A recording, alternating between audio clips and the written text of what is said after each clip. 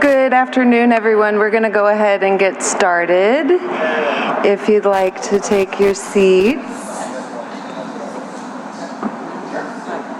hear me clap once? If you hear me, clap once. Hear me, clap twice.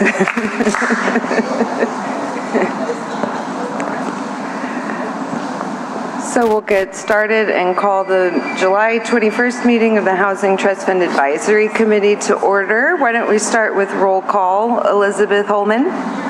Sabrina Mays is not able to join us today, but she sends her regards. Maxwell Chardulo. Present. Ellen Lee. Here. Tasia Gaspard. Present. Monique Blossom here. Elizabeth Harvey. Here. So we have 6 and a quorum.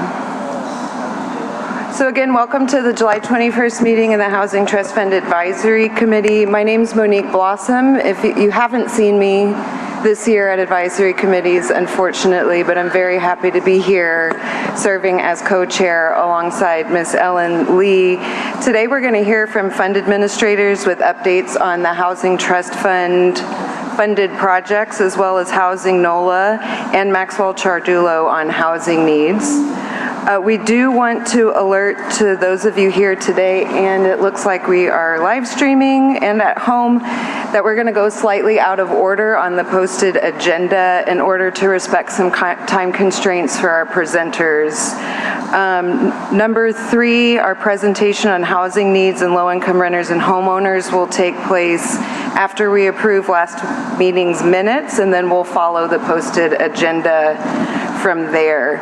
We also wanted to make clear to everybody that's here in the audience today that where the advisory committee really needs your input is on, and feedback is on item number 4, the review of available housing trust funding for 2026 and 2027, where we want to hear your input on programs to allocate money, taking into consideration the housing needs that we learn about today.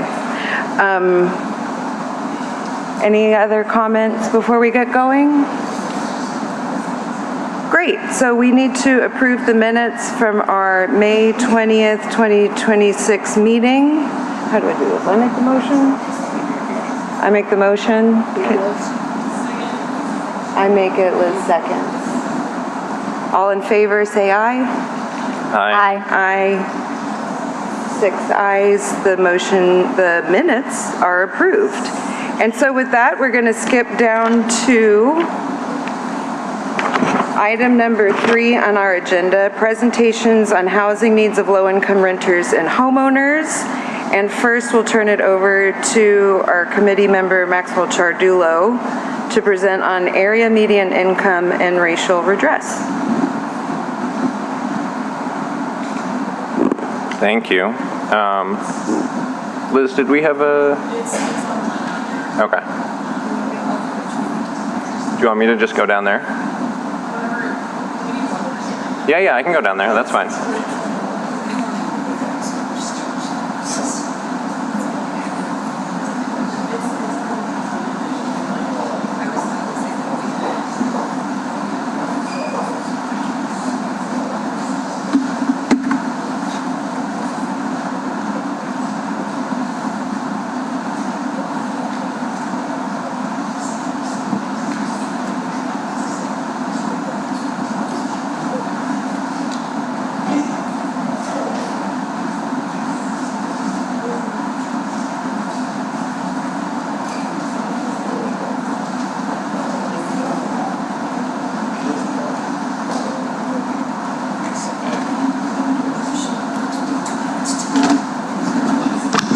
Hi, everybody. You can hear me okay? Yes. Awesome.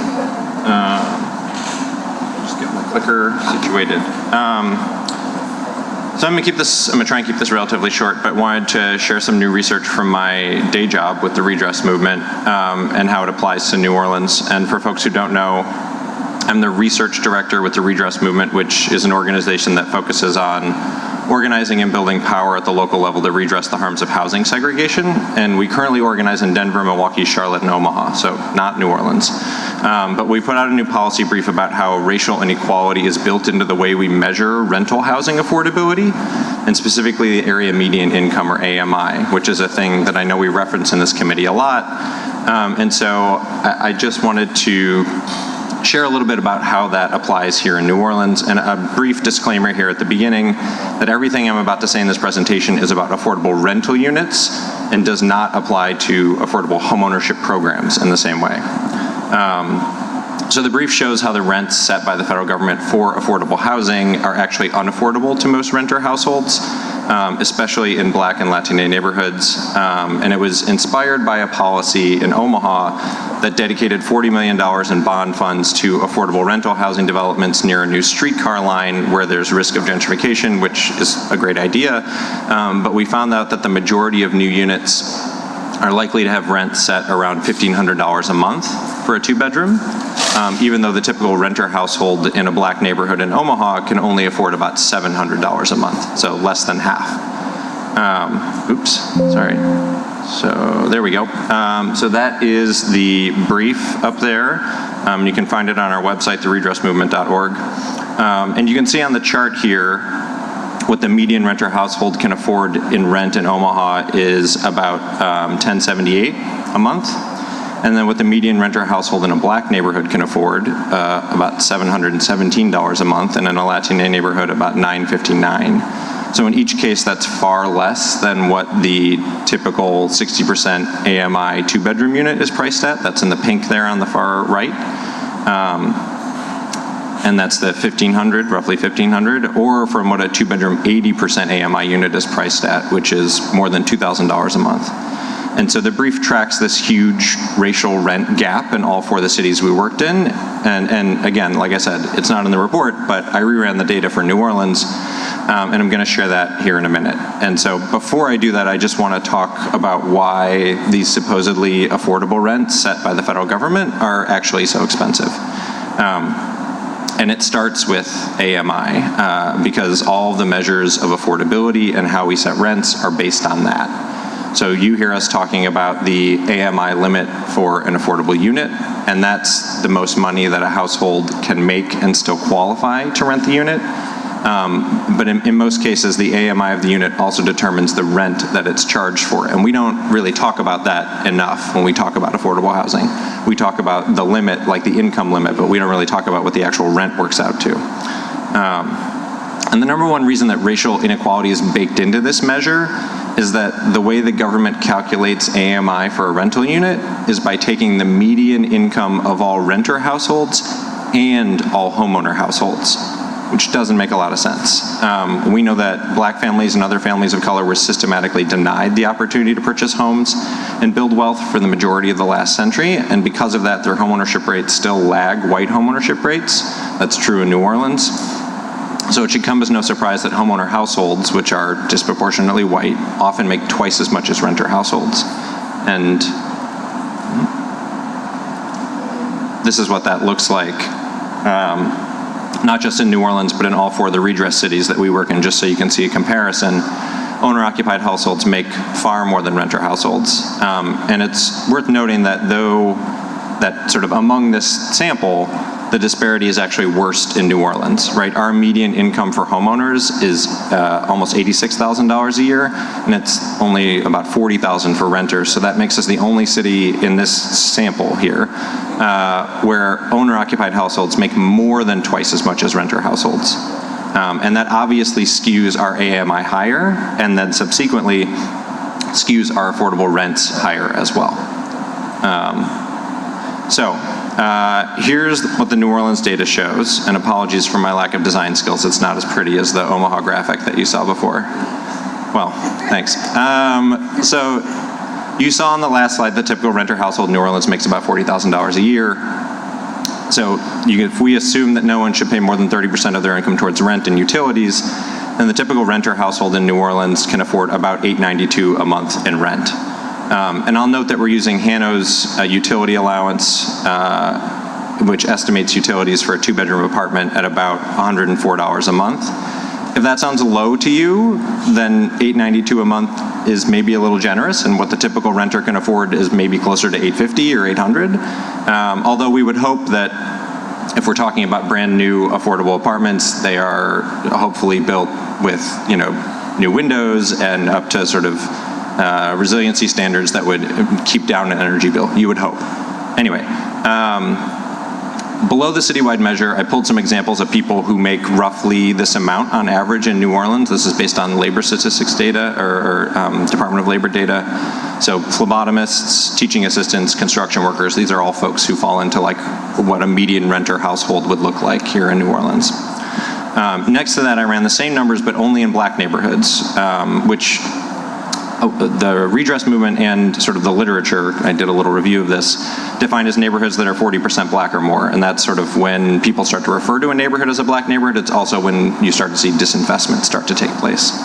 And annual renter household income is about $34,000 a year in black neighborhoods here, meaning affordable rent is about $741 a month. And again, people at the income level here, this income level include retail workers, cooks, home health aides. Obviously, these are all folks who are an integral part of our community, who we want to make sure can stay here. And I'll just note the reason you don't see numbers here for other racial groups is because the census makes it really hard to pull data by tenure, which is like whether you're a renter or a homeowner, and income and race all at the same time. So instead, we looked at the median income for renters in black neighborhoods. I tried to run the same measure for Latine neighborhoods, but there's only a single census tract in New Orleans that meets that 40% threshold, and that wasn't like a big enough sample to work with. And so this chart is comparing what these members of our community can afford to what the typical affordable rental units are priced at. And you can see that at 60% AMI, which is one of the most common sort of like income levels that we hold for affordable units here, rent is likely to be about $1,200 a month for a 2-bedroom, and at 80% AMI, $1,600 a month. And so what that means for AMIs is that 80% AMI and even 60% AMI units are unaffordable to the typical renter household in New Orleans. So that's not even someone making below the sort of median household, that's just the median household. And I'll note that I use 2-bedroom households for the report because it's the most common household size. But even 1-bedroom apartments are out of reach to the median renter at 60% and 80% AMI. So if we want to serve the typical black renter household, and I think we have an obligation to do that, we need to be creating 2-bedroom units at 30% AMI. That's what $740 a month actually looks like. Even for households that might need 1-bedroom units, we'd still need to hit 40% AMI for them to be able to afford affordable to renters in black neighborhoods. So I just wanted to, I'm sharing this and I think it's important for us to think about because we don't really have any programs dedicated to creating rental units at this level. These are the existing programs or funding streams that I know of that we have to create affordable rental units. And I'll just sort of walk through them. LIHTC, or the Low Income Housing Tax Credit Program, which is awarded by the state, although the rules are set in large part by the feds, and can create a small share of units. It can create a small share of units at 30% of the area median income, but the program is generally designed to create most units at 50%, 60%, and 80% AMI. And if you look at the LIHTC projects in New Orleans, in the last 20 years, that's where most of the units fall. The HOME program, which is federal funding controlled by the city and is typically used as gap funding for LIHTC projects. That's how we've used it in the past, 10, 15 years, as long as I've been paying attention here. And so, because it's used as gap funding for the same sorts of developments, it hits the same AMI levels, 50%, 60%, 80% generally.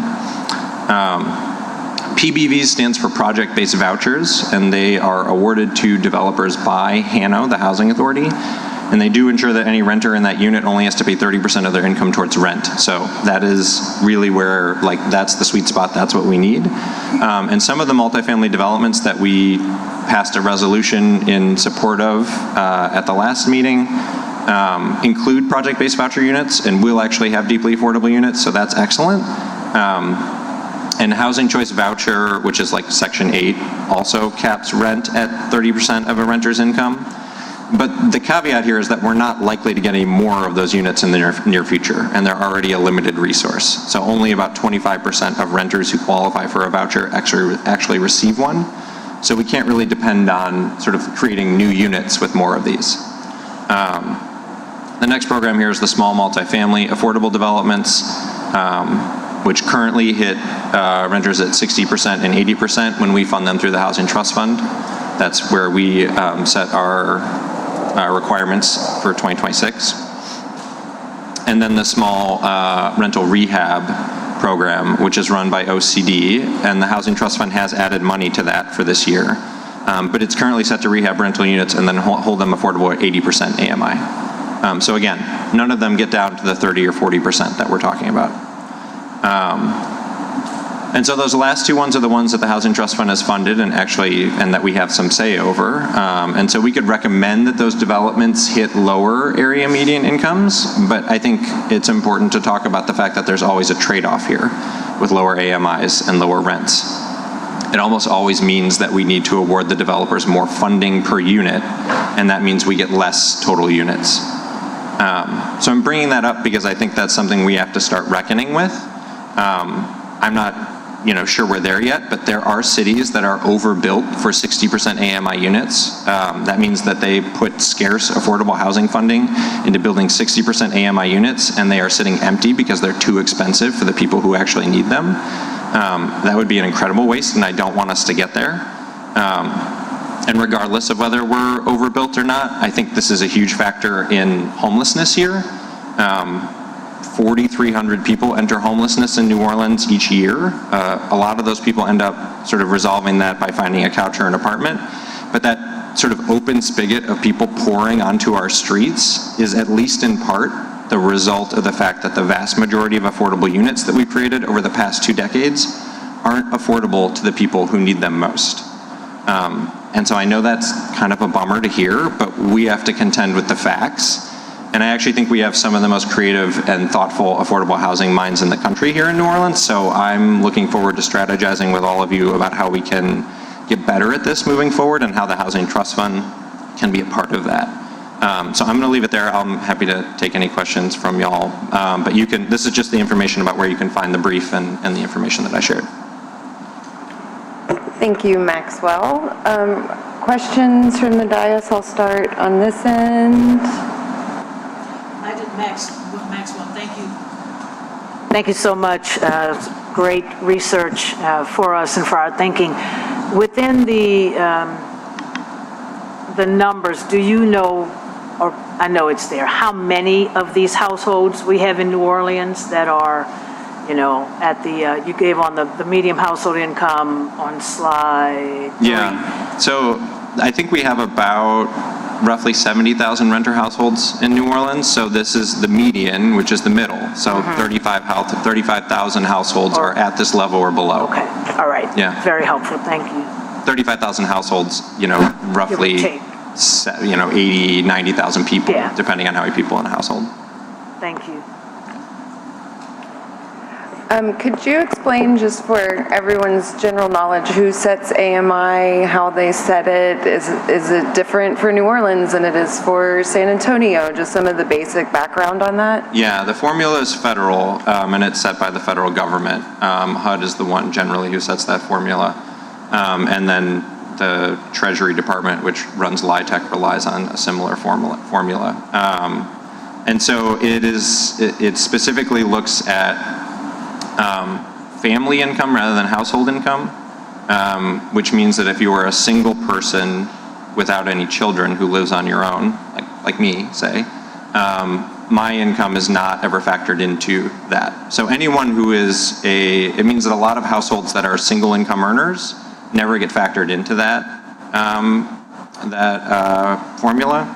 It also, like I said, includes homeowners, which makes no sense when you're factoring in, when you're trying to consider rental affordability.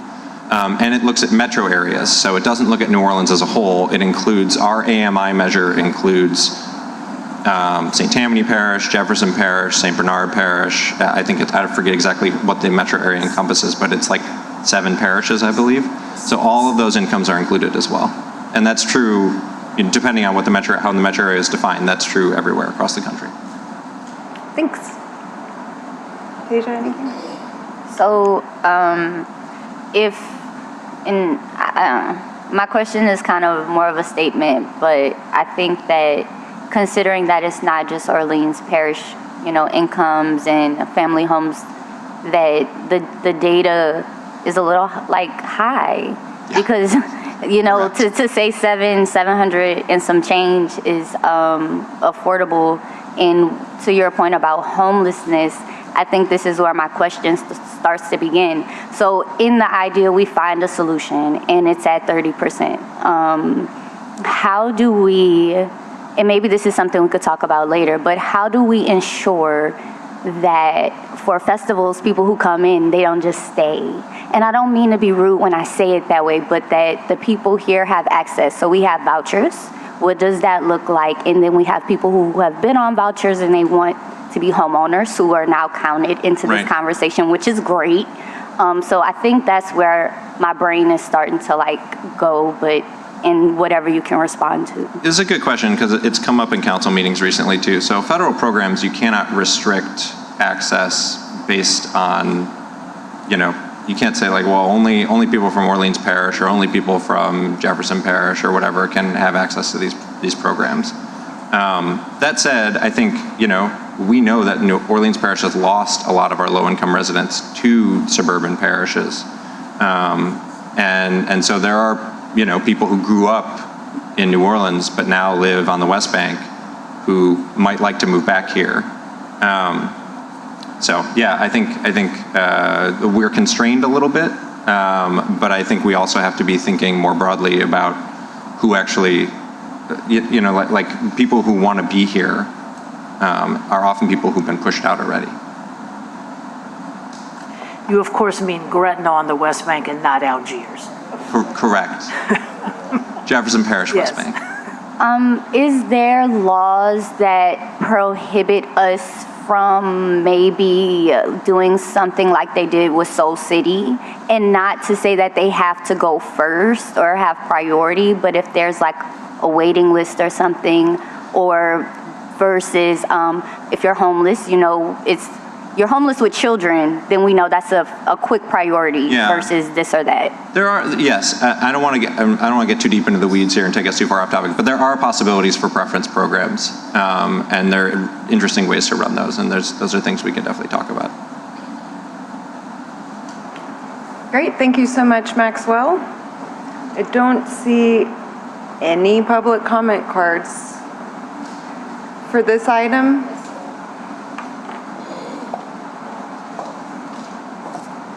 I didn't see a written agenda, and I didn't see an invite on my site. So we're talking about the housing trust funds, am I correct? Yes, ma'am. And is it to what? Specifically, we're talking about Maxwell's presentation, so if you wanted to speak more to how the money should be used, that would be item number 4 today. Well, I just want to say that, I thought we already set how the money's going to be used. Is it something new? No, we haven't made that determination for the 2027. With the home ownership, the fortified roofs, the doubles and the fourplexes, it hasn't been decided yet? Well, that's the funding for this year that's going out shortly. That what we're going to be talking about in item number 4 is for 2027. Okay. And that's what's not been determined yet. Okay, that's what I needed to know. Thank you. Great, thank you. Next, we will have Housing NOLA with their presentation, Housing for All 10-Year Investment Plan.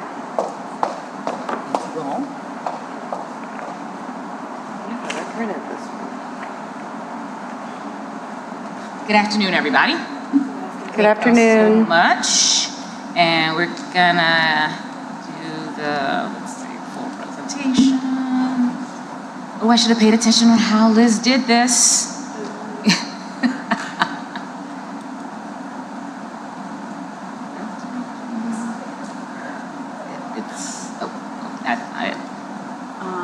Is it?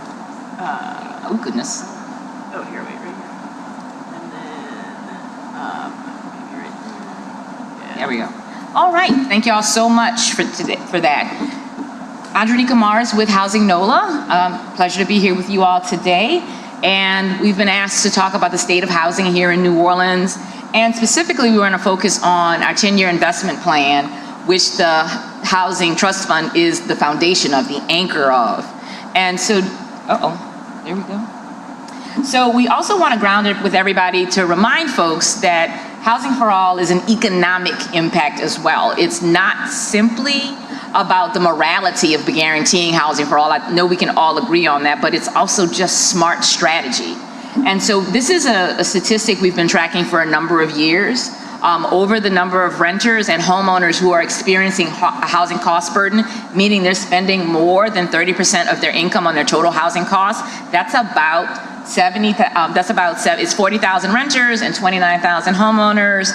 That's about 70,000 households just in New Orleans alone, just in the city, who are experiencing that economic burden.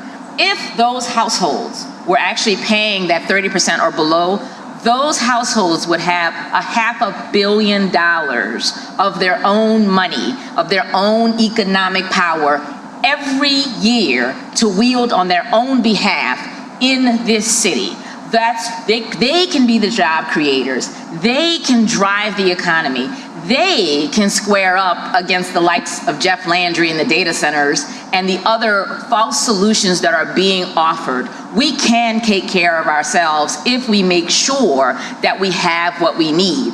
Over 30 years, that's $15 billion in the hands of the people of New Orleans deciding what they want and what they need. So Housing for All isn't simply, again, mawkish sentimentality. It is smart, disciplined strategy that we must adopt, and we must figure out how to invest in ourselves. And we're so glad and grateful to this committee for prioritizing that with the work you're going to be doing over the next couple of months to continue the guardrails on how the Housing Trust Fund is invested. We want to recap, and again, some of the pieces that Maxwell talked about in his presentation, we've got them a little bit more specific here, breaking down the household demands and the supply and the misalignment.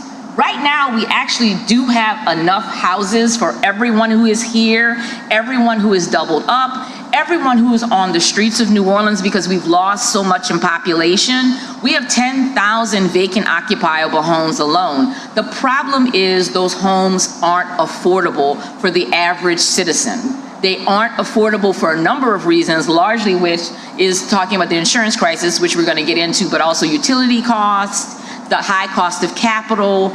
This is a big part of the problem. We have a dumb housing mix, which is why we promote the smart housing mix, because we have a massive misalignment, as you all will see, for the households that make less than 30% of area median income. That's people making less than $25,000 a year. That's anybody who makes $7.25 an hour, by the way. And they're the head of their household. 41,000 households for homes where we only have 25,000 homes that are priced to meet that need. And part to talking about some of the constraints and some of the problems that we have a dumb housing mix, because we have 58,000 households, these are renters and homeowners together here, who make more than 100% of the median income, more than $80,000 a year in their households. And there's only about 40,000 homes and apartments for them. So guess what they're doing? They're pushing down into the market, into homes that families can afford, that single young professionals can afford, and they're taking their spots. Meanwhile, we're getting pressure from the most vulnerable, from the hardest working, from the people who are key to our economy. So the pressure is enormous from top to bottom. And the people in the middle are getting squeezed. They're getting squeezed, and they're getting squeezed on all ends, and this is just simply not sustainable.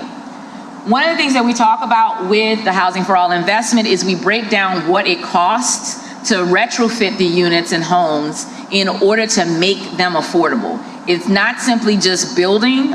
We are very proud of the fact that the 21st Century Road to Housing bill has passed, but I disagree passionately with our senior senator from Louisiana, who thinks that we can build our way out of this problem in Louisiana. who recently published an editorial, a letter to the editor suggesting that we should be building our way out of this problem. That's not what we should be doing. We should be retrofitting our way out of this problem. We should be investing in making our homes more energy efficient, more green, more renewable, more healthy. And so breaking that down, we have category 1 where we're talking about making our homes sustainable with energy efficiency and solar and fortified roofs. That brings a total of, we need about $3.8 billion in investments for those homes that are necessary to meet that category. Then we go to category 2, where we're talking about preservation and acquisition rehab. We have about 9,000 homes and apartments that were built post-Katrina using low-income housing tax credits and get people home, to bring them home. Those homes are also facing the same operating struggles that regular homeowners and landlords, mom and pop landlords, are facing as well. So those 9,000 homes need significant investment. These are not the kind of investments that the trust fund should be providing. A, we don't have enough money. And B, we don't have enough money.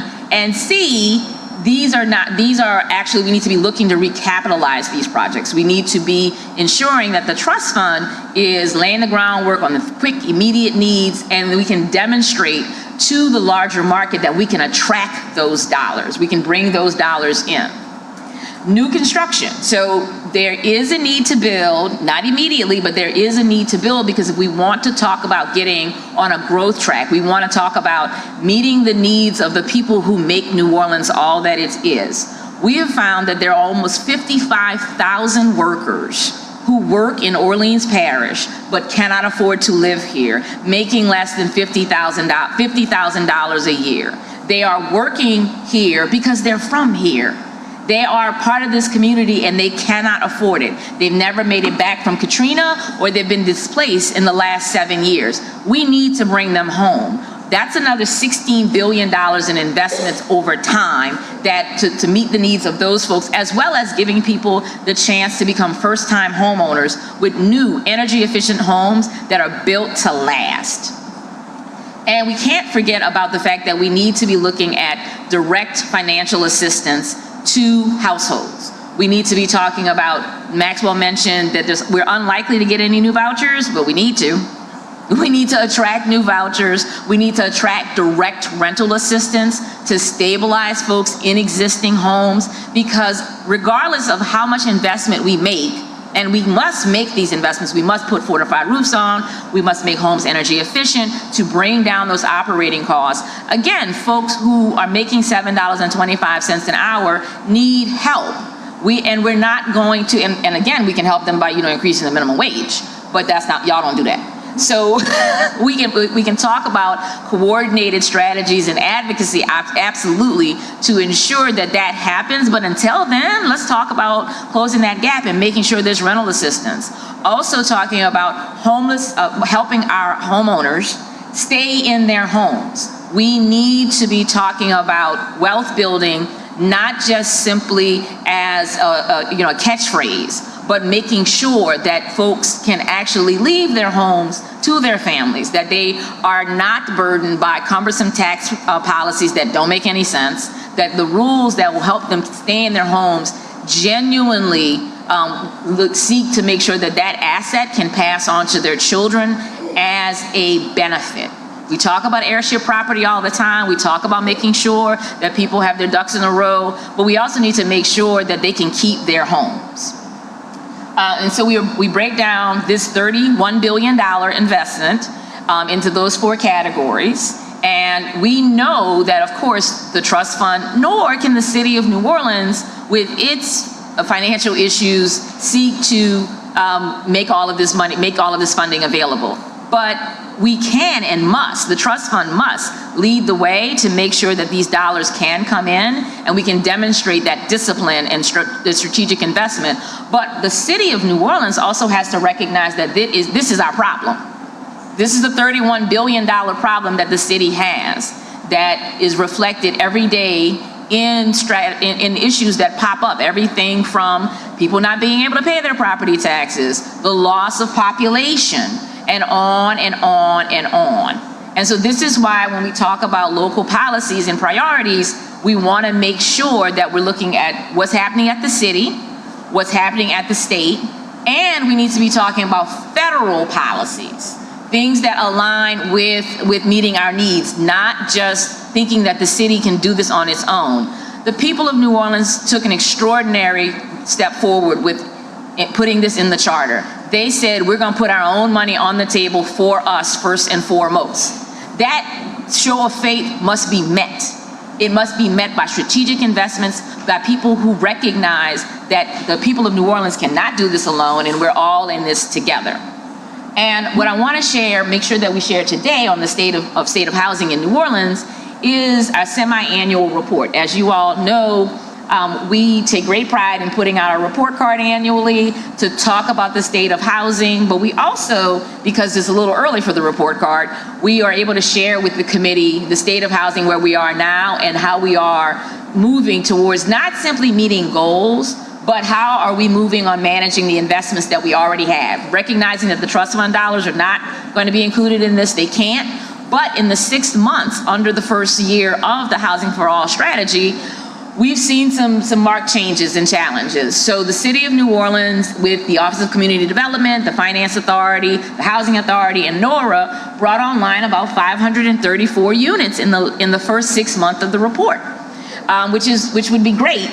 The problem is that we have underutilized the vouchers, and so losing about 566 of them. This is some of this push-pull that we've been seeing. So we brought online 534 units, and we have lost 566 vouchers. And the vouchers haven't disappeared.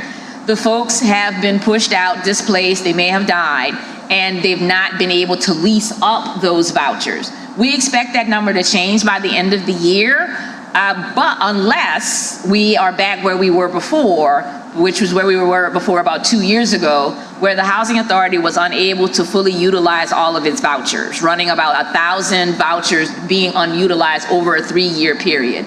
We're hoping that that's not the case. We're hoping that frankly, the pressures around insurance and utilities have landlords more interested in working with voucher holders. That's what we've been seeing. We've been seeing some really amazing programs that the Housing Authority has been standing up, helping people to get into high opportunity areas, but sometimes the math just doesn't math. And we must contend with the fact that we have a number of landlords who have biases towards voucher holders. And no matter how good a deal it is, and no matter how smart it is for this city, we have people who refuse to rent to voucher holders.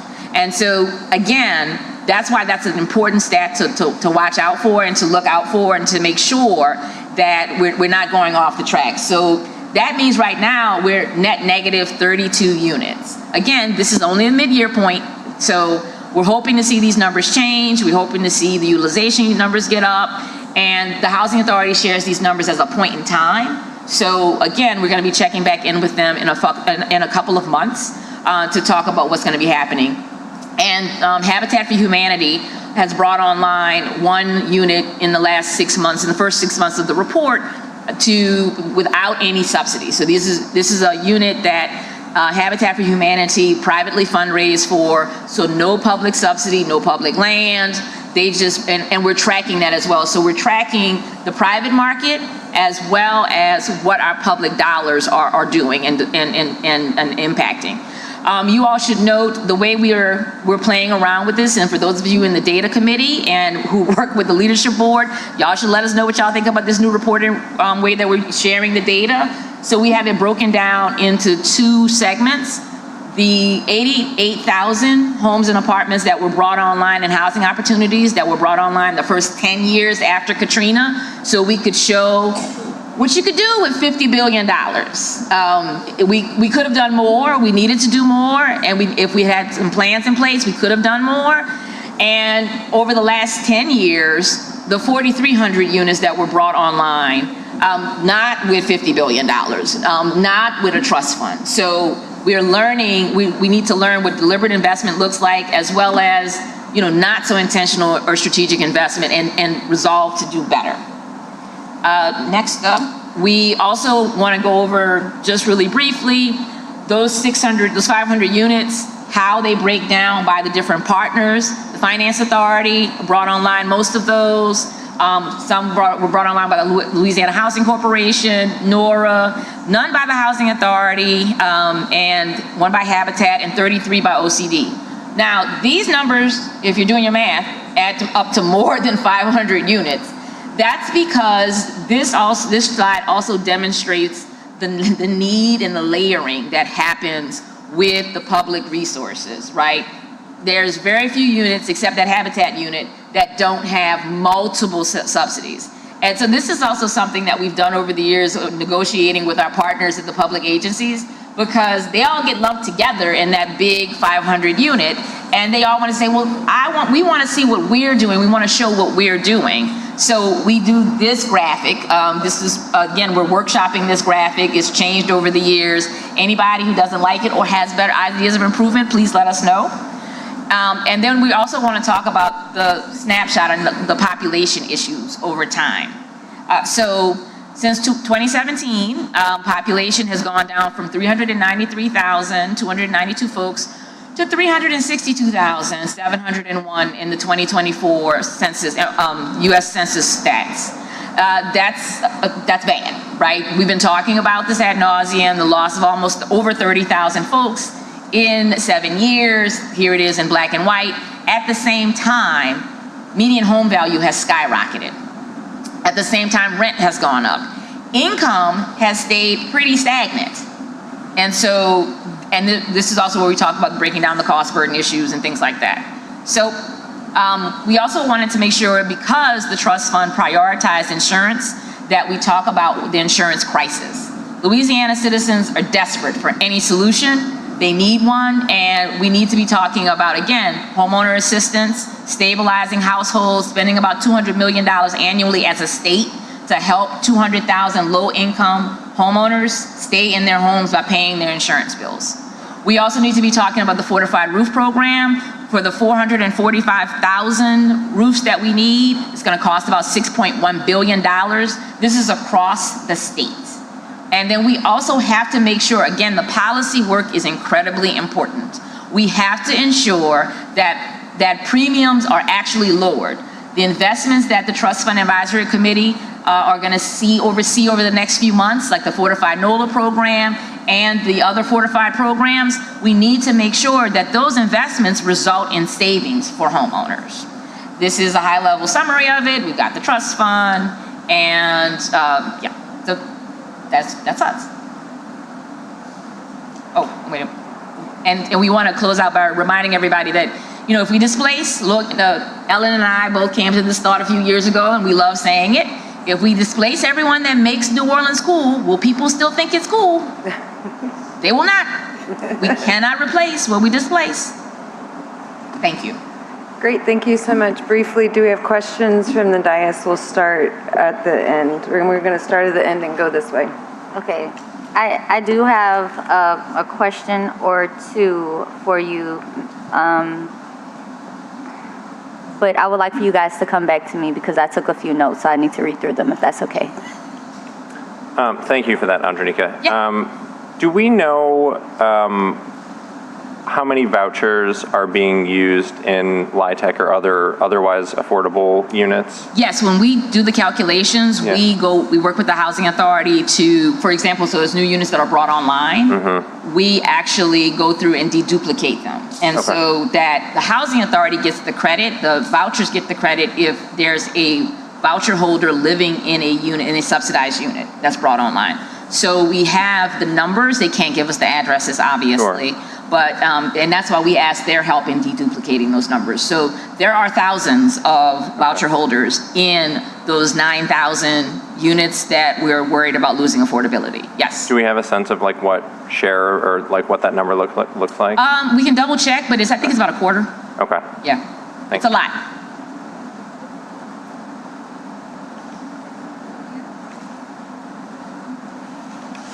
Thank you, Andronica. I think you just to clarify, so right, the number of affordable units like that have come on in the last year or so, and then that we actually have a negative number, right? Yes. That's from losing like the LIHTC, is that? No, that's from the vouchers being underutilized. So we count housing opportunities to the question. So we make sure that we're counting vouchers separately, that's not vouchers separately, that we're counting one occupied unit as one occupied unit. So when we find out that we're underutilizing vouchers, that causes a loss inside of the market. And that's also can be offset by increased production. But we know that those 534 units, none of them have vouchers in them. Okay. So we know that that's 534 net that does not have voucher holders in them. They actually, they usually produce more, and they lose a few because they have voucher holders in them. Okay. So let's say there was 600 units created by the City of New Orleans, the Finance Authority, the Housing Authority, and NORA, and 70 of them have voucher holders in them. They get backed out, and that's how you get to the 530. And then the fact that we have voucher holders who are not living in subsidized apartments who have lost their vouchers or not utilizing that voucher, they're out searching for a new apartment right now, that's what offsets the new construction. Okay. Because it's a net loss of housing opportunities, right? We brought on new ones, but we lost more than we brought on. Thank you. Yep. You're not saying that Hano lost vouchers. Hano did not lose vouchers, they're just not being utilized. Okay. And it's gonna take us the full year to find out if that's just a temporary blip. Right. Or if it's part of a trend that where landlords are refusing to accept Sure, vouchers. sure. They're burning through their waiting list very quickly. They're down to 6,000, so you have folks Okay. actually not being able to find vouchers and having to turn their voucher back in. That's also why this number is also very concerning and something that we need to keep track of. Okay. So no, they haven't lost the ability Okay, to- that's what I No, they when have I not heard- lost the when- ability. It's Okay. it's a utilization problem. Okay. That's, again, the market, the systemic Yes. issues inside the market, the biases from landlords, the pressures of insurance and utility costs, people not being able to find housing that's suitable for them. That's why it's a concern. Understood. On, were you done? Was that the, on slide, I don't know which number it is. Go, not that one. Yeah, that one. Oh, okay. So when you said the categories, I'm glad you said something about how you're breaking this down, because when I first looked at the slide, I said, I don't get 88,190 from 650, 1,100, 5,300. Those are averages for the years, yeah. So the I'm way just- we've done it Yeah. is because we normally used to do it, we showed every year. Right. And now we're collapsing it into the 10 years into one Right. column. And so we're still playing around with this. So we would happily accept any critique around this. Yeah, I just So think, what we're doing is the top numbers are what average produced over the 10 years. Okay. And then and that's how you get to the 88,190. all right, so it might be helpful, my immediate feedback is it might be helpful to say per year or something like that. Yes, Unless it's, the asterisk unless I've didn't make missed- it onto this slide. I was gonna say, okay, well, That's that what part. happened. There was an asterisk right. that's supposed to be explained. All right. That's what happened. All right, So that's what happened. okay, that's what had happened. Well, but again, No, no, also got to make sure it makes sense. So the asterisk helps explain it, but is it really the best way to present the information? So, yeah. Yeah, maybe another note or something in it that Okay. makes it clear for me, you know. No, thank you. The less, all right. Okay, so I have gathered my thoughts. Thank you for these wonderful slides. Can we go to the first one, category one? I'm just gonna, I wanna do something, I wanna speak quickly through the 3 or 4 slides with you, if that's okay.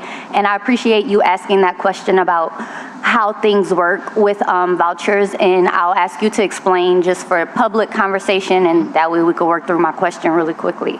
So when Hano has, let's say 100 vouchers or whatever this number is, to your point, we talked about landlords and people who are already on there. And I want to throw in this conversation for the new constructions or people who are ready right now, but they don't know how to start this program.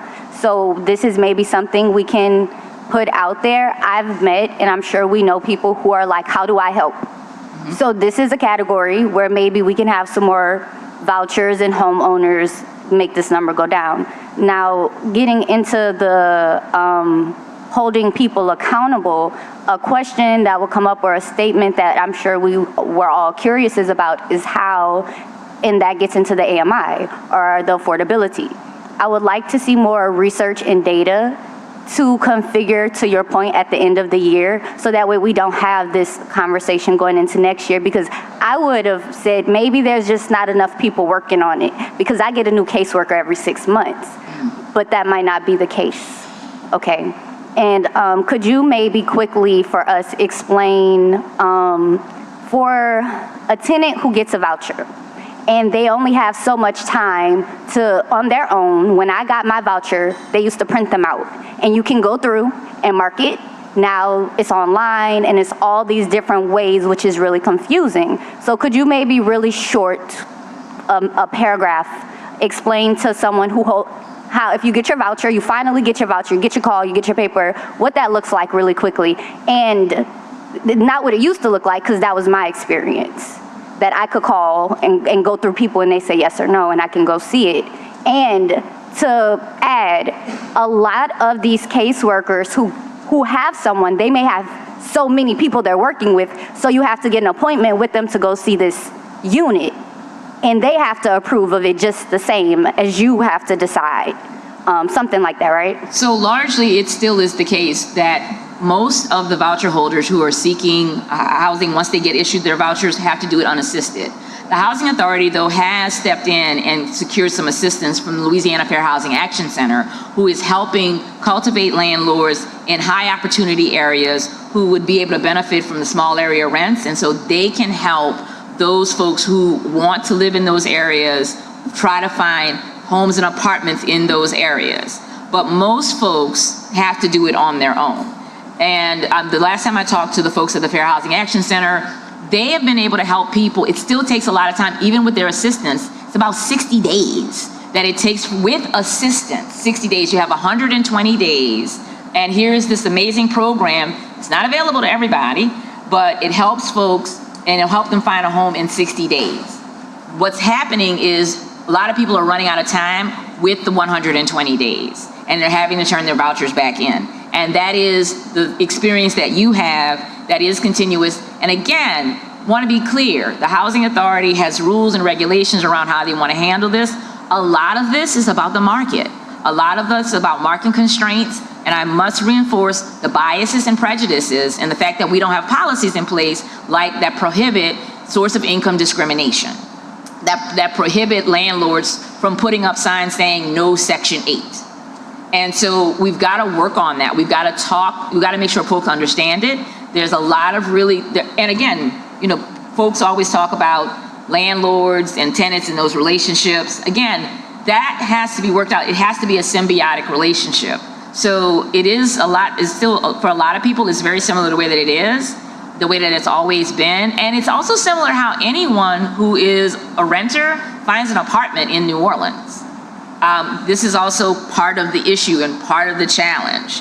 We need to, one of the things that we want to see with the Healthy Homes, full implementation of the Healthy Homes, is making sure that people can find quality housing through the Healthy Homes registration. So you mentioned in different multiple subsidy conversations are just layered. So I know we have Entergy Smart, we've talked about land trust, they had the microgrid communities LEAP conversation at one point.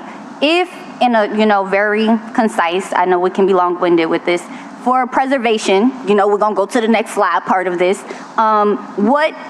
Because I know we can talk about new construction, Nora and different people on thank you, but what would that, just again short, because what we're talking about in this multi-partner, even getting ready to start, we have the TCA, then we have what I think people, in my opinion, if it's okay for me to state, is when people come out and say we're renters, and we're being all generalized. We have seniors have senior centers. We have artists lofts. We had something like Soul City at one point. We have these mixed populations, and I'm not so much talking about the AMI or the market. I just mean groups of populations who need housing. And then we have college kids who get out of college and they need somewhere to stay. So we have these two-lane conversations with landlords to some degree. degree, and I'm Hope House to some degree.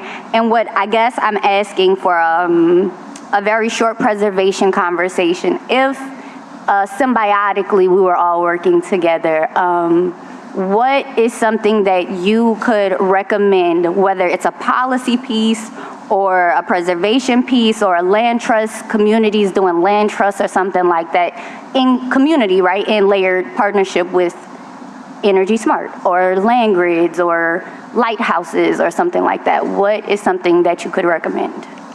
Cash. The answer to that is cash. You want me to be succinct? Cash. We need about $3 billion to preserve about 9,000 homes. That's a cash problem. These units need to be recapitalized. They are about 15 years, some of them are more than 15 years old. They're coming up on their expirations.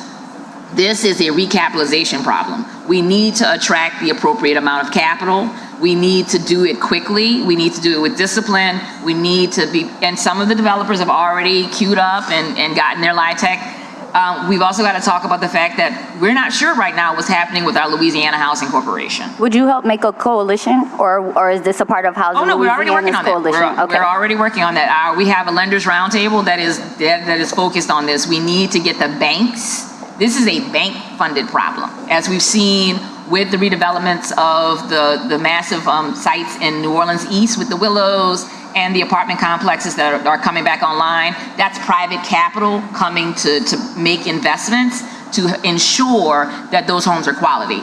That is what needs to continue. We need to be talking about significant capital investment.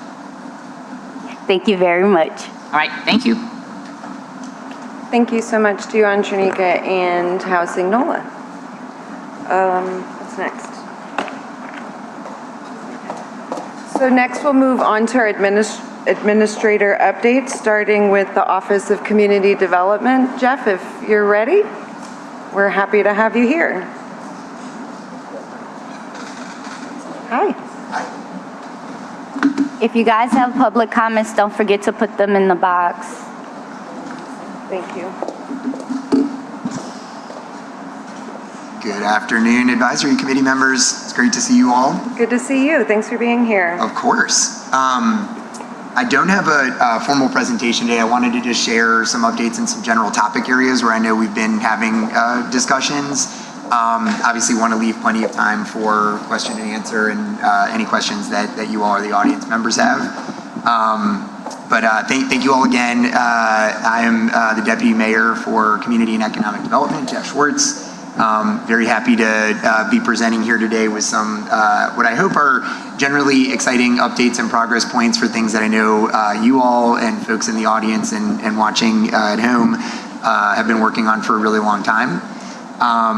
So I wanted to start by presenting on the status of the Cooperative Endeavor Agreement between the city and our fund administrator partners, Nora and FNO, and also share some timing and next steps on the actual funding, including the bond sale.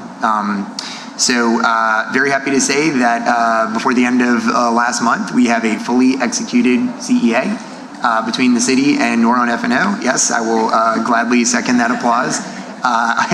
For any of you who know, even in topics that are not as nuanced as this, getting any sort of contract over the hump is a minor feat, and in this case, there were a lot of moving pieces, and so I'm grateful to everybody for their patience, for their diligence. I know we have members of Councilmember Matt Willard's office. I know Councilmember Harris has been championing of this work for a very long time, and Liz, when she was actually in District B, I know was doing yeoman's work on this. So you all as the advisory committee members have obviously done so much.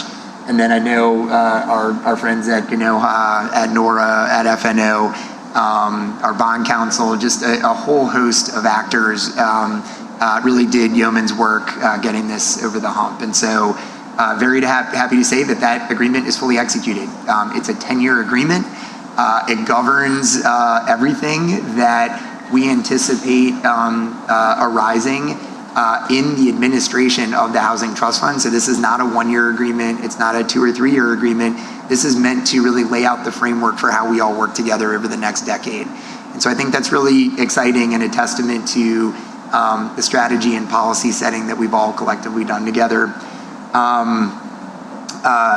But a CEA without funding is just a piece of paper. And so obviously the immediate next steps that we've been undertaking are how we actually get funds out to our partners, the fund administrators in NORA and Finance New Orleans. I'm very happy to say that we've been working really diligently, making really good progress on that. And we expect NORA to receive its funds within the week, hopefully by Friday, if not early next week. And Finance New Orleans will be really soon after that. I did not write down the exact numbers. I believe the NORA amount will be $8.8 million, and FNO's is about 4.4. Yeah, thank you, Liz, giving me my cheat sheet up there. And FNO's obviously includes the rainy day fund as well. And so we are so excited. One of the reasons for urgency there is that we know NORA is going to be administering a fortified roof matching grant program, and we are moving as expeditiously as we possibly can. Again, thank you to Councilmember Willard and Harris's teams, as well as the council for helping us make sure that we have been able to get these agreements in place as quickly as we have, because there are time limits, very, very quick 90-day turnarounds for folks who are receiving those awards from LDI. And so we want to make sure that the hard work of so many in standing up this program doesn't go to waste, and that this money gets out to New Orleans homeowners who are getting fortified roofs. I think those are the major updates I wanted to share there. You know, this is really going to transition to a new phase of this work, and I don't mean to foist this or redirect this to our friends at the New Orleans Redevelopment Authority and FNO, but now this is what I think is the really fun work. It's still going to be hard work, but the really fun work of program implementation. And I'd like to ask for a little bit of grace and understanding from our developers, our small developers, members of the public, as we stand up what are going to be new and long-standing programs under the Housing Trust Fund. And so, you know, I know we're going to get some updates today from NORA and FNO on their progress. I think it's going to be increasingly exciting to see at future Housing Trust Fund Advisory Committee meetings and council committee meetings and community meetings, all of the great work that's going to be happening between NORA and FNO and our partners who are going to be implementing. So yeah, I'll stop there for the first agenda item to see if there's any questions on that, and then we can move into some other topic areas. I was exhaustive. I talked that one into the ground. So I know Will Stout is here from RTNO, I believe still. I know the committee was very interested in some of the owner-occupied rehab data. And so I did want to share some of that, but Will, anything that I get wrong or you want to share, please feel free to come up and present any of this data with me. And I know a lot of these discussions, I know many of the advisory committee members as well as others are interested not only in the program impacts that are ongoing right now, but how this might inform how you all think about the budget for next year and what you all would like to propose and how other complementary programs might be developed. And so this data for related programs is very, I think, interesting and of note, so that we can build programs that are as impactful as possible. For the 2025 data that Will and his team have shared, it's really great data.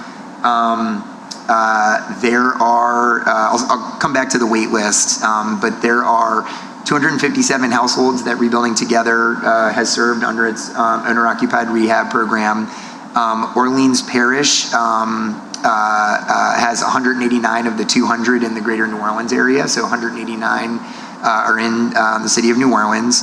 96% of those are Black households that identify as Black or African American.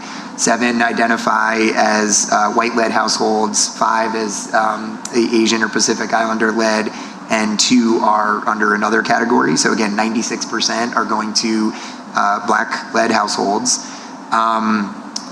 In terms of the income categories for the owner-occupied rehab program, The income categories are as follows: under 30% are extremely low income. That's 62 of the 189 households are extremely low income. 57 are low income, so that's under 80%.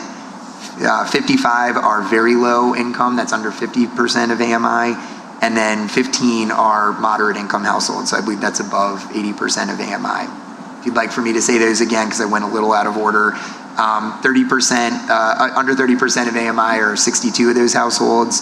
55 are under 50%, so I guess between 30 and 50%. 57 are between 50 and 80%, and then 15 are above 80%. The average AMI, when you blend it, is 45% of AMI is the average household, and the average household income in absolute numbers is about $30,000. So these are clearly reaching, deeply low-income households. There are some other demographics about, which households have disabled family members or elderly that we're happy to share with the committee. But since I'm sharing notes that Will had shared, Will, is there anything else that you want to share for this really amazing program?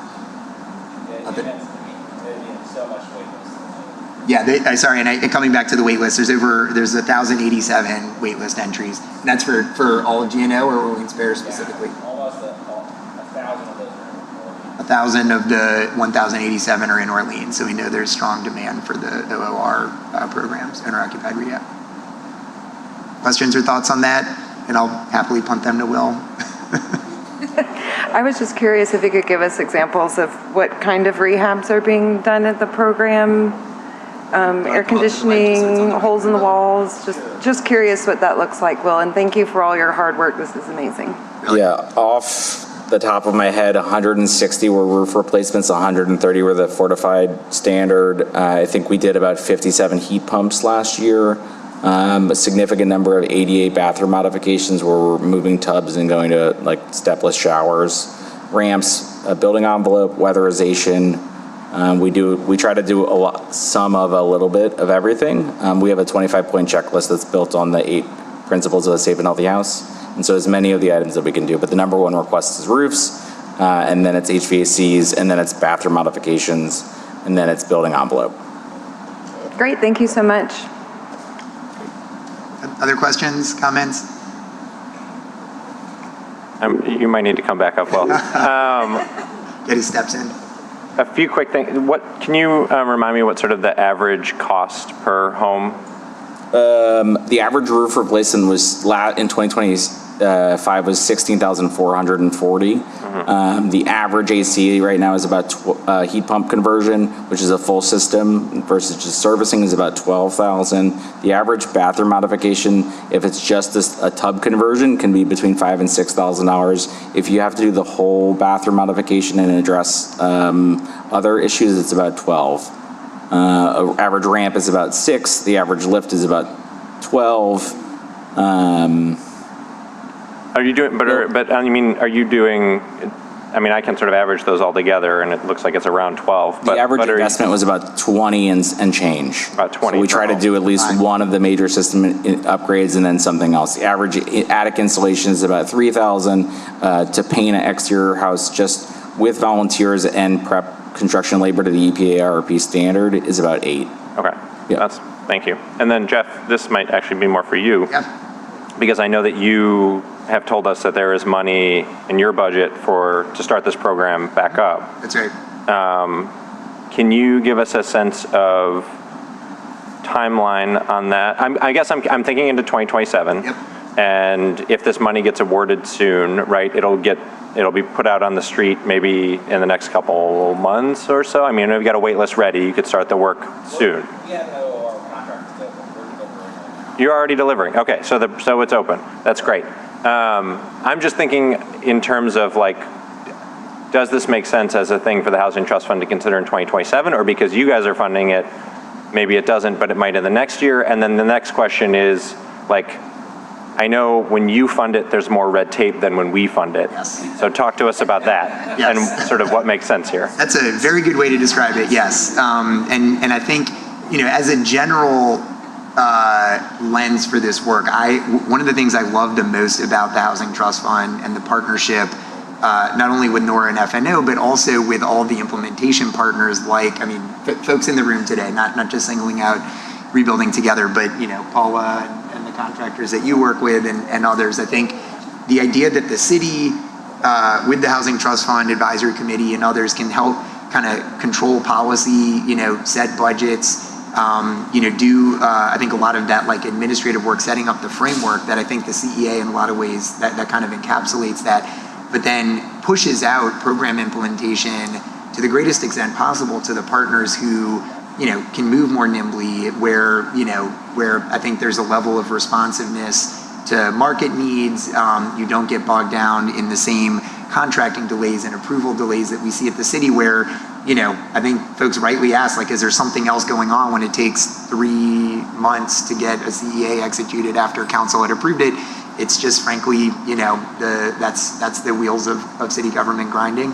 I think that to answer your question more directly, Maxwell, yes, I love the idea of figuring out how we can deploy our funds through partnerships, whether it's through Housing Trust Fund, going through NORA and FNO, and then to partners, or directly with partners in the case where we are doing our own solicitations. I think it's just a really, that is, I think, the right way to do policy and programs. I think that, yes, we are actively working towards deploying those significant dollars. And the hope, I would be disappointed if we didn't have those dollars deployed by the end of the year. And so I think that helps as we think about what 2027 looks like for the Housing Trust Fund, where we know there's, you know, some acute kind of competing needs in the affordable housing ecosystem. The fact that we can supplement with community development block grant dollars is extremely helpful, and I think is the level of creativity that we need in order to kind of meet all of these different competing needs in the affordable housing landscape. That being said, yes, when we are using things like block grant money, it is inherently, it's you know, reimbursement money. It has all sorts of layers of federal review that are imposed not just on the city, but on partners like a Rebuilding Together, who then have to, you know, thread a needle on a number of levels when it comes to environmental compliance and other related CFR and other regs. So to the extent that we can use general fund and bond money when they're available, they are the most precious resources, as we know. But to the extent that we can use those are always more flexible to develop programs that can, you know, do all the things that we need them to do. You know, I think, Andronika, the $31 billion number sticks in our head, and I think we all know that we have nowhere near an adequate level of resources. We are always going to be using entitlement and other grant money to be able to fill these programs. Thank you. And just to help me remember, it's 2.4 million is your contract? Correct, yes. Okay, and you're saying... That is already done, I'm sorry. And then on the small multifamily side, we have a $5 million award that I think we will be able to deploy by the end of the year. Wait, sorry. That's the rental rehab? Yeah, I'm sorry, rental rehab, yes. Okay, sorry, that's, yeah. Okay, that's different. Thank you for Okay. clarifying. But on the owner-occupied rehab, there's 2.4 million, 2.4, the contract's open, RTNO is already doing the work. That work is already done. And I just tried to do some back of the... That's the third year of the renewal. Right. 2.4 of that, but most of that's already spent. There's an addition, there was 925,000 remaining, and we had supplemented that with $1.5 million, so it's 2.4. Wait, sorry, say that last part again. There was 925,000 carried over from the prior years of the contract, and we just finished adding 1.5 million through that same contract amendment. So there's 2.4 million roughly available. Okay. We responded to a NOFA in 2022, 2023. We delivered the first year and over-delivered units.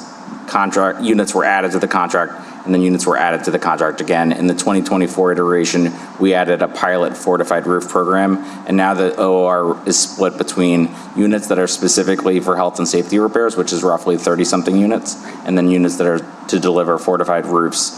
But to Jeff's point, engaging CDBG dollars, which are the worst. And so it inherently limits what units we can actually intervene on because of lead when they were built, if we can use the de minimis standard, if we have to do lead testing, and all of those different things.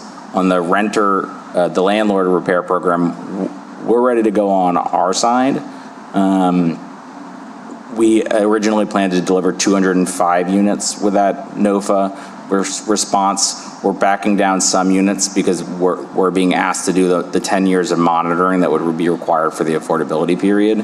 And that program is designed, I shouldn't say this publicly, to avoid lead, essentially, because it is CDBG dollars. We have to incorporate that most of the projects have to use the de minimis standard, so we have to avoid disturbing painted surfaces. So of the 205 units originally, most of them were designed to be fortified roof replacements for landlords and a roughly $15,000 investment in a rental at 3-year average of affordability, or a $5,000 per year kind of incentive for the landlord to bring those units online.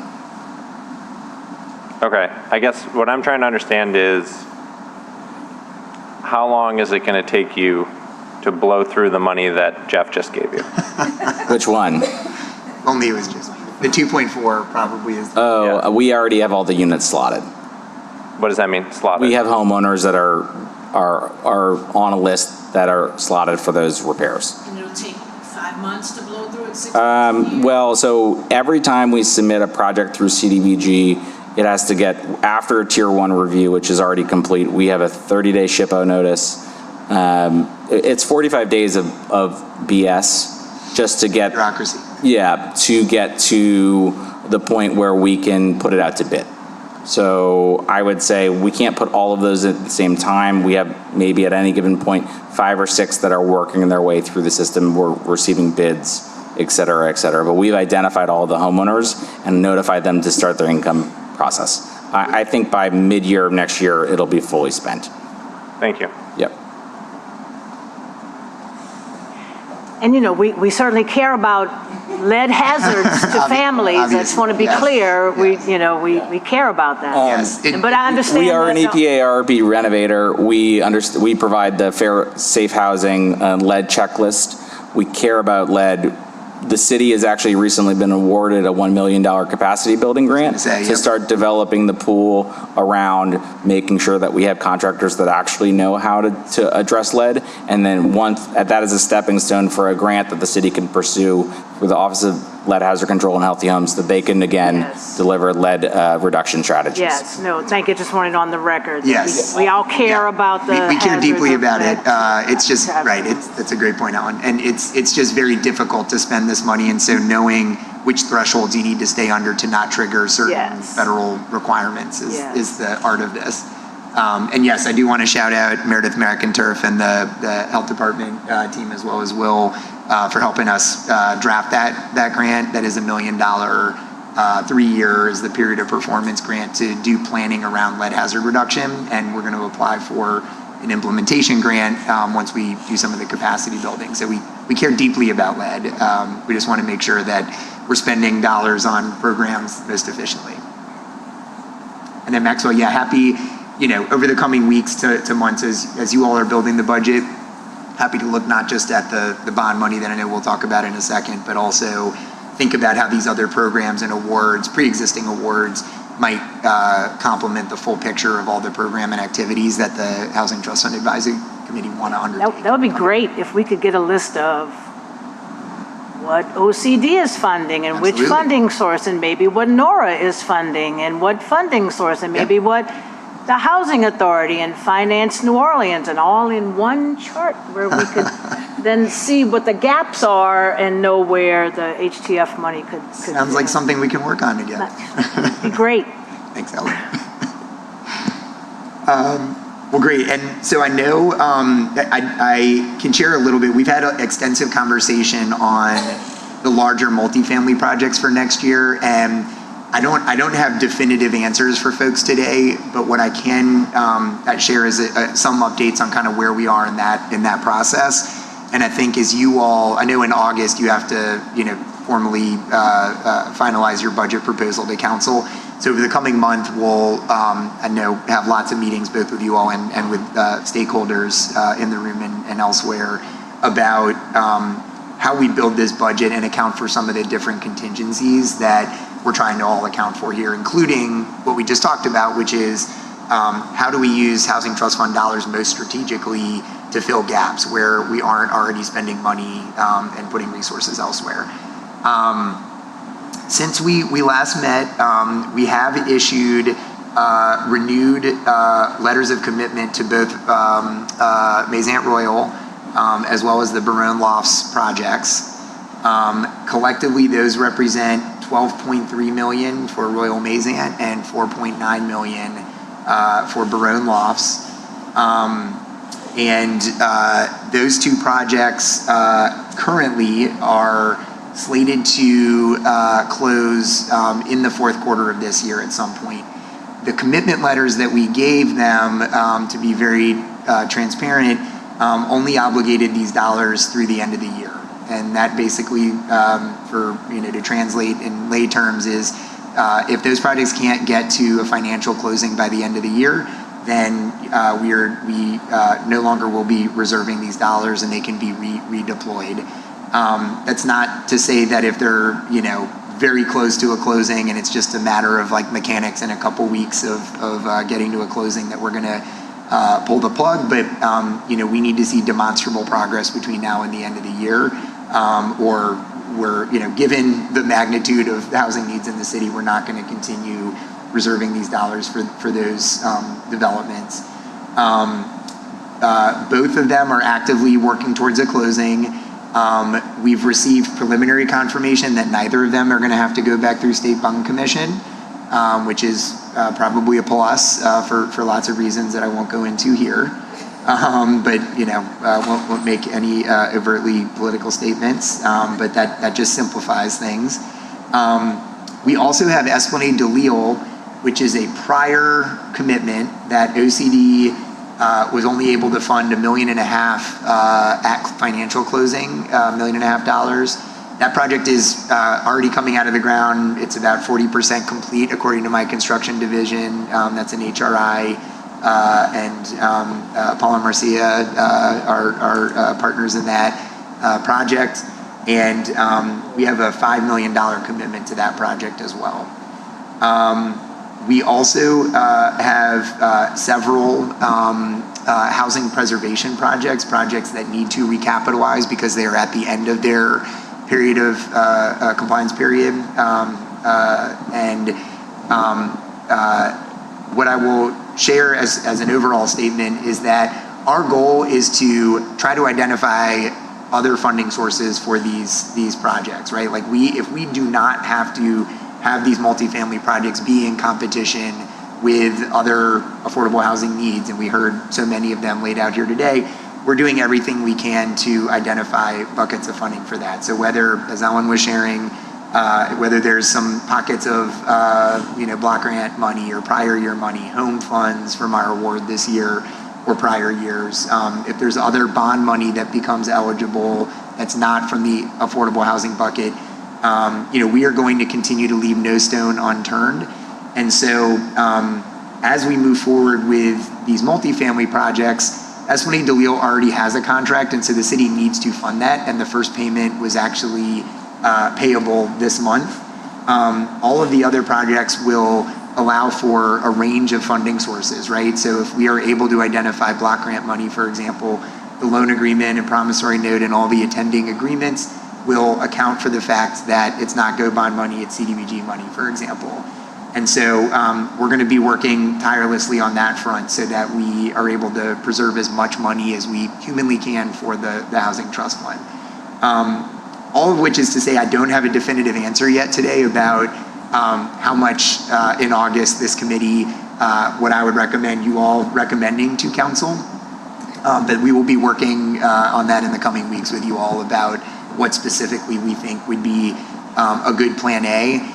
And then also potentially think about how, just as you all did with the revised budget numbers from this year, how we might be able to present some kind of plan B or some kind of contingency in that budget so that you all are, there's this little sort of mechanics and logistical work as we need where we can maybe present a budget that has those contingencies already accounting for that.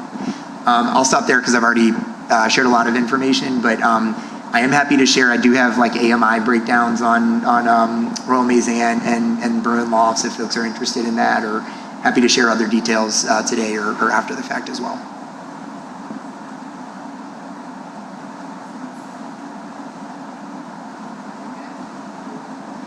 I think we're good. Thank you so much. We really appreciate all the updates, and I share your enthusiasm and excitement of moving into implementation phase and actually seeing progress with the money that's deployed, and congratulations to Will and Rebuilding Together for, I mean, even a bathtub's a big deal to me, or getting rid of a bathtub's a big deal to me, so congratulations. We're glad to see that people are reaping the benefits of the programs.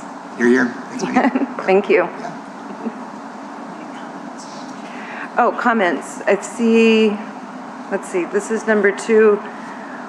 Paula, did you want to comment on this agenda item?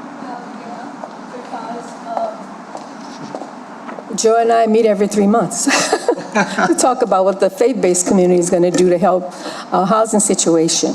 Before that, I wanted to make sure that the city needs to include safety and permits in your group, because they get the numbers of people building affordable housing, and that will show the true number of houses that's coming into our communities rather than just federal funds and city funds. We have a serious foreclosure prevention. Jeff and I talk about that all the time. We're a HUD certified counseling agency. People call us all day long. We send them to the lawyers at the group that works with the city, and they're paying for it, but it's not saving the problem, so we're going to have to come up with some kind of funding to get lawyers that's going to go to court and file foreclosure prevention, because if we don't do something now, we'll have over 1,000, 2,000 families in this city going into foreclosure. And finally, my main goal is affordable housing.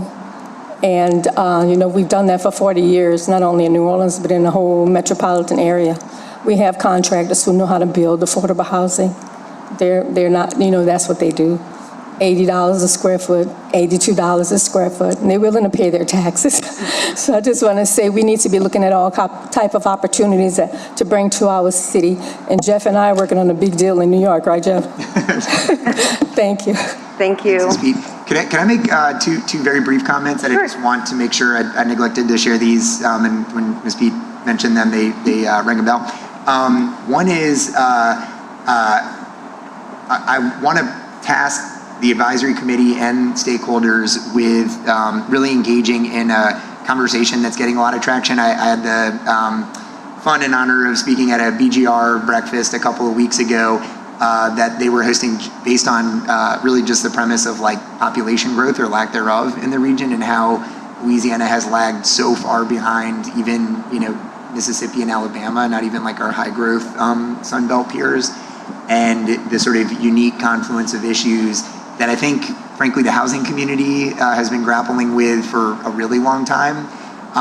And so I think that there is a growing recognition that this is a challenge it's not isolated to housing, obviously. This is about economic development, about job growth, about quality of life, and all the things that are attendant to that. So just encourage you all to engage in that. And then the second piece is that, sort of a testament to that fact, GNO Inc. is rolling out a 5 and 5 strategy, which is a aspirational push to grow the metro area's population by 5% in 5 years. And housing has to be a part of that discussion. And I think, GNO Inc. and their partners in leadership know that, and I think are, very focused, rightly so, on the job and wage growth. I was just talking to Aaron in Councilmember Willard's office about this, and how, so much, as we all know, of our housing affordability issue is hand in glove with the wage issue, right? And the fact that our household incomes are so low in the city, and it makes our housing issues sort of uniquely wicked problems to deal with, as opposed to places where, a market rate 2-bedroom goes for 2 or 3 times what it does in New Orleans, and because of higher wages. And so I would also just encourage this group to engage in that discussion as well, that 5 and 5 discussion. Great, thank you. Mr. Arthur Robertson, did you want to comment on this agenda item?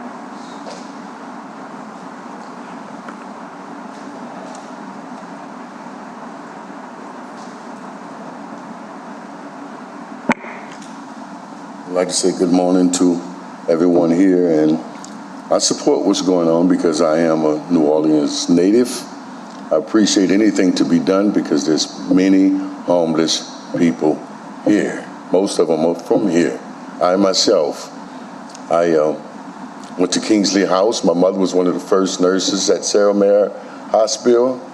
Some of you know where Sarah Mare is. Some of you don't know where Sarah Mare Hospital is. Excuse me, I had 2 strokes. Sarah Mare Hospital. I went to Kingsley House. I'm a graduate of Maureen Abelson High School out in New Orleans East in '87. 2 children, paid my child support on time. Later got married. Katrina came, she ran off. Well, I've been renting ever since. I've worked 28 years from the offshore drilling to refinery. I've rented, I've been able to stand on my own. I've gotten the income for the last 5 months that I have to live on, and homeless is real for me now. It's a rude awakening. There's no place here available for me to live. I'd like to have a place I could set a garden out. I'd like to have a place I could walk to the streetcar and go and see the city like I used to when I was a kid. I'd like to go someplace and have a dinner at a cheap restaurant here, but the housing is almost impossible. I have no place to call my own because I can't afford it. Something's terribly wrong to have rent just 20 years ago for $300 in that same house. It's $200,000 now. Come on, y'all have to fix it. We need a place to live. Thank you. That's all that I have. But I do support this panel, and we all appreciate it. Thank you. Thank you, sir. Madeline Trepanier, did you want to speak on this agenda item?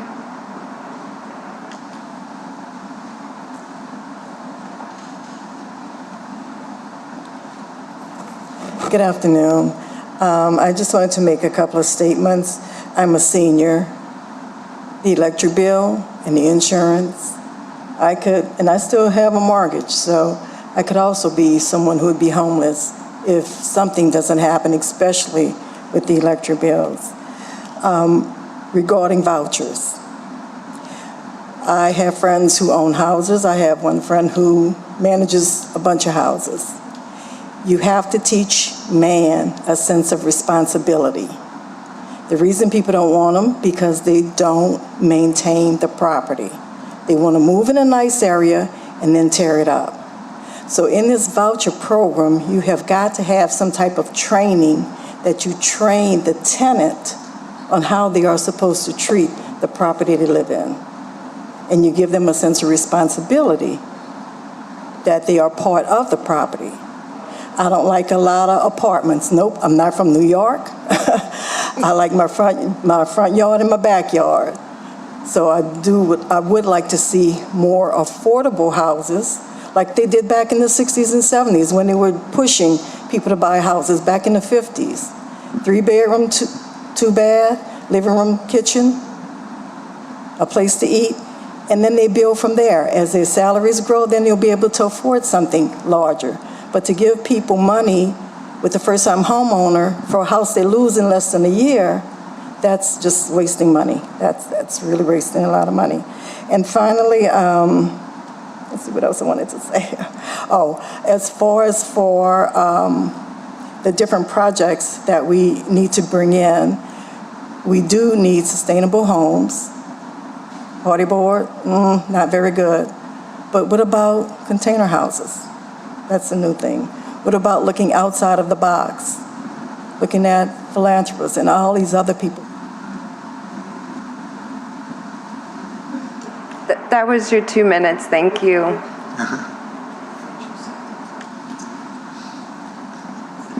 Can I make a comment, or do we have more? What I would like to say, what I would like to add and see is similar to what I mentioned to Ms. Morris before. And I agree with you, Jeff, that we're all showing up, and that's what we can look forward to, and it's super exciting. My statement actually lies in this idea of having this group conversation. Because to your point, I'll reference myself. I am on a fixed income, but I'm not SSI. And this past summer, I had been going to SUNO, long story short, to do performing arts camp, where I'm spending my time freely. I'm not getting paid to do this. And I received a boot on my car. I'm parking in the same place all year. And it said that the tickets I had been registered for, it came up to $800. I'm on a $2,200 income. My rent is $700. And the tickets, 3 tickets from 2024 is what it says I got a boot for, right? And if I'm a 60-year-old person, it's 12 o'clock, I go to my car, and it's 90 degrees outside. I have to pick this boot up and bring it and tote it and all these different things. So I'm listening to your concerns, and I am living these things with you. So what I'm asking and charging us all to do is look at this conversation as a single person, as a elder, as someone who has 1 and 2 dependents, because that's what we're looking at. And what I was charging earlier was this idea of Ready at TCA, or whoever Ready Start Corp is. That's one part of this conversation. But we're talking about halfway houses. You're asking, what we used to have Hano, certain people with disabilities and things like that have workers, but there's only so many workers. And that's why I alluded earlier to maybe there's not enough people there, but that's not fair to say. What about Hope House? Are we funding people like that, you know? And what does that look like? Because they have a capacity. Senior centers have a capacity, and their workers have a capacity because they don't want to be there all day, every day. I'm having this understanding of mixed age, mixed income, mixed population. And I agree with you because on one part of this conversation, we're talking about people making $725 and there's nowhere for them to park. They don't get free parking either, and electricity and food. So we're talking about a 30% for just this one part. So what I'm charging us all to do in the next couple of weeks is when we get together again to show up and have these pieces of conversations and solutions, because I'm not saying only the dorm college kids should live together and we should just build for them. I'm not saying that we should take every building like Charity or the Coca-Cola and make one group live there. What I'm asking for and advocating is similar to what we're all saying, but in a equitable, accessible for all of us type of dashboard conversation. And I'm thankful for this moment y'all let me share. Thank you. You're here.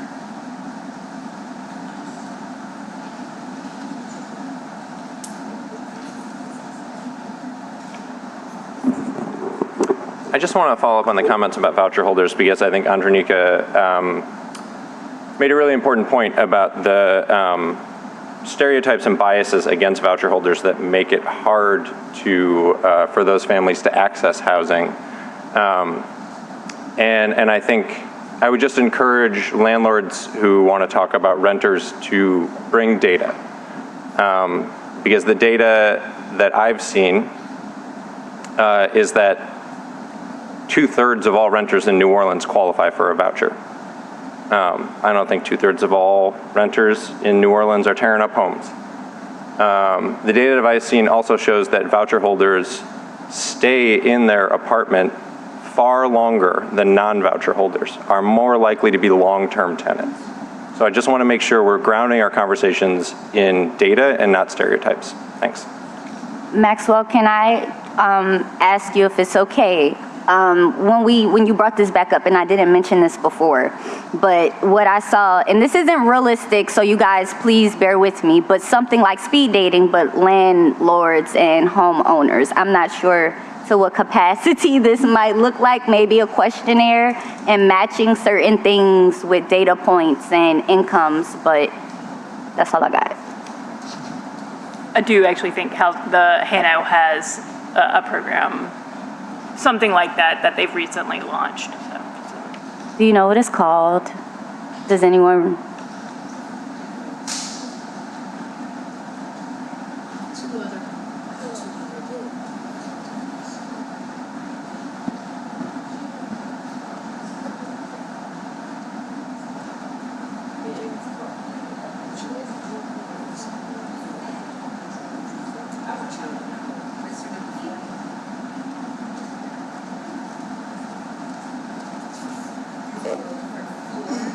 I didn't know if this was 4 or not. I wasn't This sure. is 2 right now.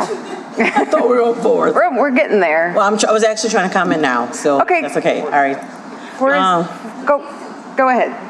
My name is Nicole Barnes. I'm representing myself, but I've been working in housing 32 years. Just one of the things that I wanted to add, just thinking about what you were talking about, Jeff, and how we're approaching economic development. Housing is not a part of the conversation. Housing is foundational to the conversation. I'm not saying this just to stand on some high horse. Pre-Katrina, people didn't make a lot of money back then either. We are a poor city. We're a city of poor renters, if you will. Poor homeowners, actually. The difference then and the difference now is, not that it was okay, but it was okay in terms of people's ability to live because there were places that you can rent for what you were making. We don't have that now. And we continue to, as a city, not meet the moment that we're in. We have to address the affordability crisis. We absolutely have to. The reason why we're losing population isn't just because we don't have jobs. People have jobs, but they can't afford to live here with the jobs that they have.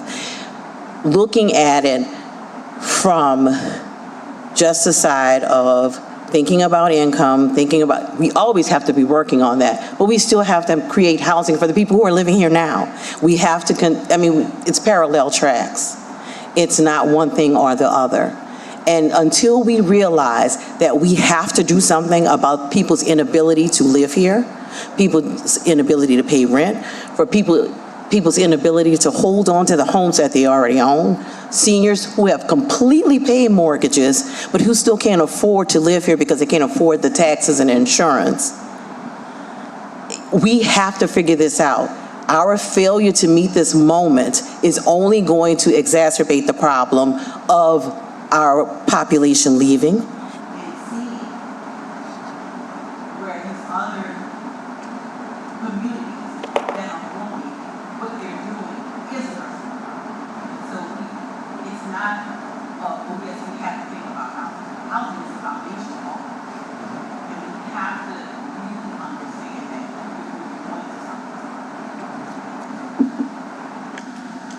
Thank you. I think that's it. Thank you so much for being here today. Thank you for your service and leadership. I have Mr. Eugene for number 4, or did you want to provide comment now? We're on number 2. Now is fine. Do you want to address Jeff's report or the funding for 2027?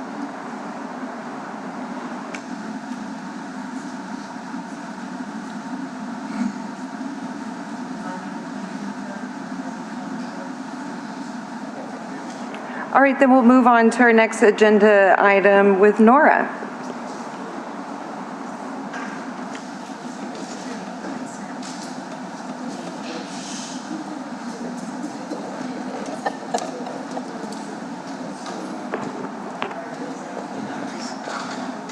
While Ms. Brewer is coming, I just want to say, I was born at Sarah Mayer Hospital, so I know exactly where it is. Ain't there no more.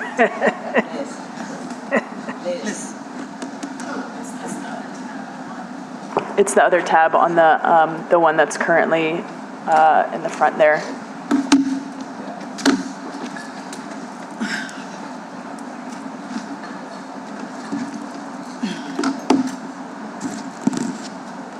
Nope.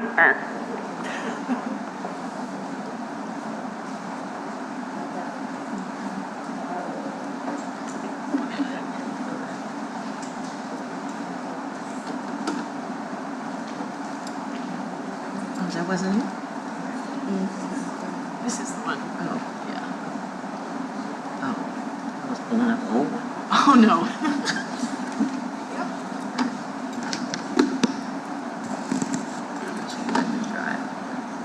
Good afternoon to everyone. I want to thank you all for the opportunity for having us here this afternoon.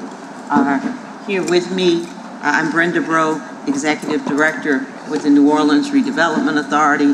Here with me is our Chief of Real Estate Development and Planning Strategy, Adrienne Celestine. Adrienne and her team are fast and hard at work and standing up the Fortified NOLA program, but more importantly, helping us stand up all of these programs that have been provided for us. I am, before I get into the meat of why we're here, I want all of you all up on the Diaz and those who are listening to know that we take this task and this work seriously. Our commitment to do what we are called to do and to stand up for that and come to approach this work in the manner that we have approached all of our work, we take all that seriously. And all of the discussions that you all have had regarding housing, the lack of housing, those opportunities that exist, that our citizens have called us all to bring to bear, we are here and stand with you and with the citizens in this community to get that and do that. I shared with someone the other day is that we're going to do our best. We may not do 100% and get it 100% right, but I can assure you we endeavor to get 100% right. So with that being said, again, Brenda Breaux, Executive Director, Adrian Celestine, Chief of Real Estate Development and Strategy. So I started this just reminding everyone of what our breakdown of what has been provided for us on the Housing Trust Fund revised allocation. We've got this as a breakdown of what the pursuant to the agreement and what has been approved for each of the programs, as well as our admin and the focal point of what the funds that will be allocated for the Housing Trust Fund to be implemented by the New Orleans Redevelopment Authority. So I'd move on to some important updates. So as Jeff mentioned previously, we do have a fully executed CEA that was executed between all the parties, FANO, NORA, the City of New Orleans, executed on June 22nd, 2026. The City of New Orleans did issue the purchase order to NORA for 8.8 million on July 14th. We submitted an invoice to the city requesting the payment on July 14th. As Jeff mentioned, we're expected to receive that payment by July 30th of this year. So to let everyone know, both the public and this advisory committee, that everyone is feverishly working to make certain that we get the funds in hand so we can do what we call to do. So we are working and have stood up the Fortified NOLA Gap Funding Program. I just want to remind everyone is that this program is intended to working with the Louisiana Department of Insurance to close the funding gap for LMI homeowners for fortified roof replacements in the City of New Orleans. The City Council approved the funding and creation of the Fortified Gap program on June 24th, 2026. We, at the Redevelopment Authority, executed our CEA with the Louisiana Department of Insurance so that we can start receiving the data and identifying all of the eligible Orleans Parish applicants from the current round. Approximately, there are a total number of 326, that's potential applicants, that's the whole universe. That's everybody who applied to LDI who said they wanted to move forward. And since we've gotten that, we've established a program web page containing program information, contact information regarding these additional resources. That's lodged on NORA's website at noraworks.org. I emailed this committee, this advisory board, advising them of that, hoping you shared that word and got that word out.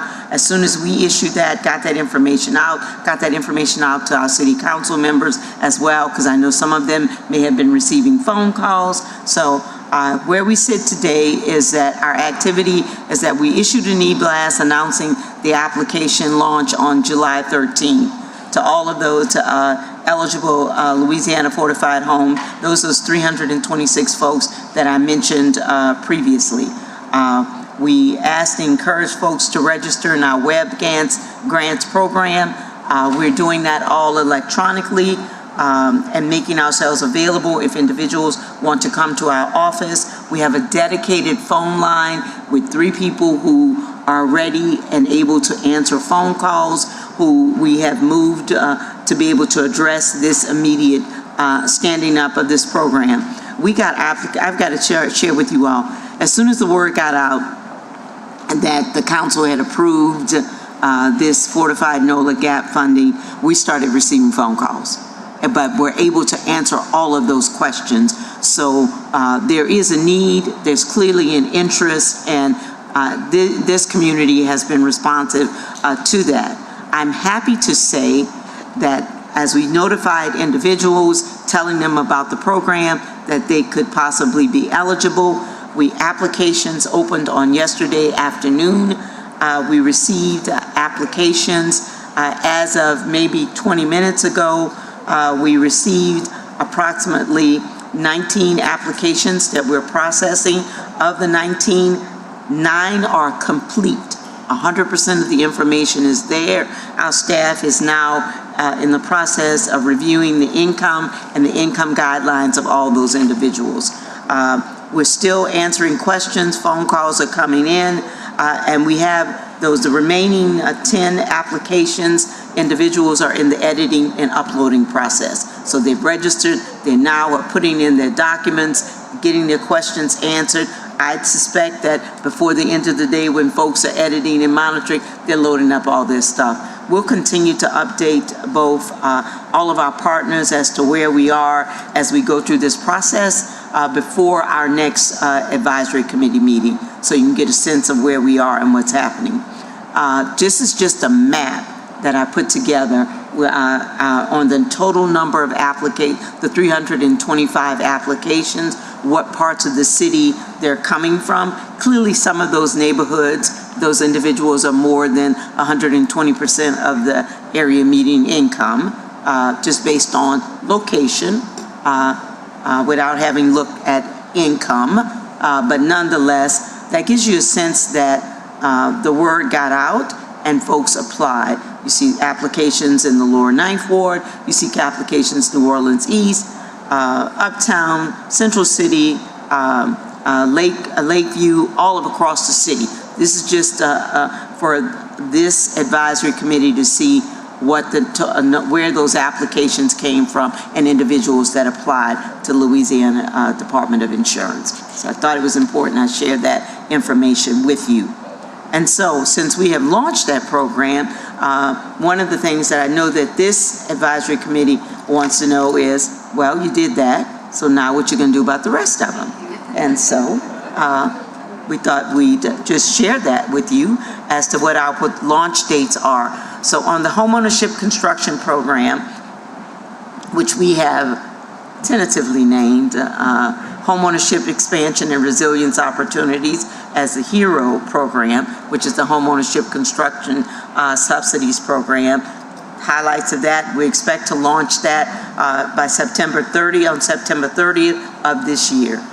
We want to make certain, if you recall, that's for potential 40-plus housing, homeownership housing opportunities for individuals to create more housing opportunities with that. That's fortified roof are required, development of storm resilient homes. This is all new construction, affordable homeownership opportunities.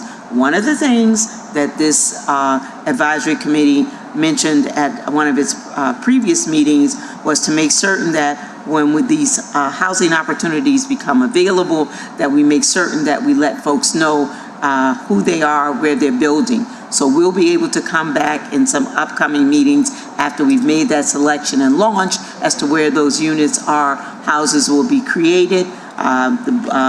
Individuals have the opportunity to bring their own land to this build and construction on if they want to, but we will also provide for NORA lots if individuals do not have those.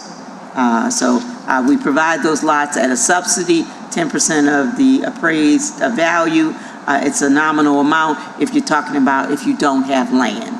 So we've added that to that. I know that that was one of the things that was said by the, when this was being developed, that there wasn't a requirement that they use Nora land, which it isn't. However, I do want to afford that opportunity, and we'll make those land opportunities available. The next is our owner-occupied roofing, fortified roofing program. That's the program that is for roofing, fortified roofing for up to $25,000 for individuals who are low to moderate income. It's not only, it's any additional minimal work that is needed to receive the roof will be included as part of that. We're projected to launch that in November of this year. The other program, which is our small rental rehab program, which is really we're referring to as our rental investment and improvement program. We're projected to launch that in January of 2027. And the reason why we're launching this, we're trying to launch them one after another and not have all of those launch at the same time. We've looked at what our portfolio is, what we work, and what makes sense, and what staff is working on currently. And then with that, I just highlight, as we talked about the programs and what we are doing and potential launch dates, I wanted to spend a few minutes just to share with this advisory committee and the general public the efforts and steps that we've made to communicate and share with where we are and what things we're doing. One is that we've sent out e-blasts. Those were e-blasts that were sent out to the targeted list of award recipients for the Fortified NOLA GAP program. Emails then have been sent out alerting recipients that applications are now open. So that went out on yesterday. A web page is created and lives on the noraworks.org website. One pager was created, sent out to City Council, Housing Trust Fund Advisory Committee, and the Office of Community Development. We have the Housing Trust Fund landing page. We're working with the City IT Department in building out the Housing Trust Fund landing page that will live on the city's website. Both Nora and FNO has provided the content and submitted that to the city's IT department, and are working with them to try and get that set up so that we have that information. I do know that over the course of the coming month or so, we'll be working with the City Office of Community Development. We have that on our list to talk about what a dashboard and reporting format will look like. More to come on that, but I am happy to say, and I want to give a great public shout out to the NORA team, particularly the real estate development finance team and our disposition team and the entire organization for helping to stand up that Fortified NOLA program in such a short period of time. With that, I open myself up for questions. I'll just second that motion on congratulations to your team. That's really, really impressive in such a short period of time, and we greatly appreciate it. Are there questions from us? I think we are good. Thank you so much. Thank you, guys. I know you are, but don't. Yeah, we're so grateful. So much gratitude. Yeah. Congratulations. Yeah, it's from us as well, so thank you. Thanks, y'all, and thanks to your whole team. Y'all have been responsive and working so hard, and I know we see that and really, really appreciate it. So I do not have public comment cards for for Nora, so Finance New Orleans is up.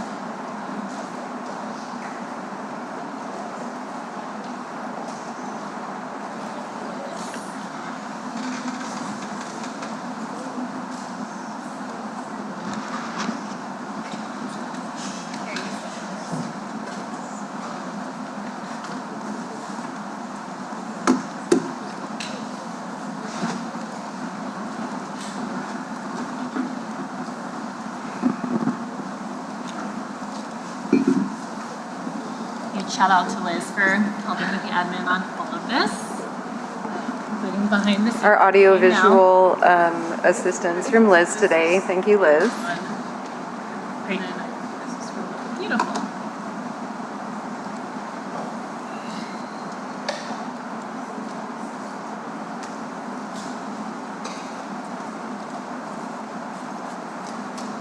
So when y'all are ready, please introduce yourselves and y'all can take it away.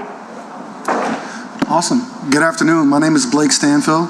I serve as the Executive Vice President and Chief Operating Officer at Finance New Orleans. And good afternoon. I'm Sydney Shivers. I serve as Director of Housing Programs and Policy. Also a little bit of finance there too, honestly. Absolutely. So thank you to the committee for having us today.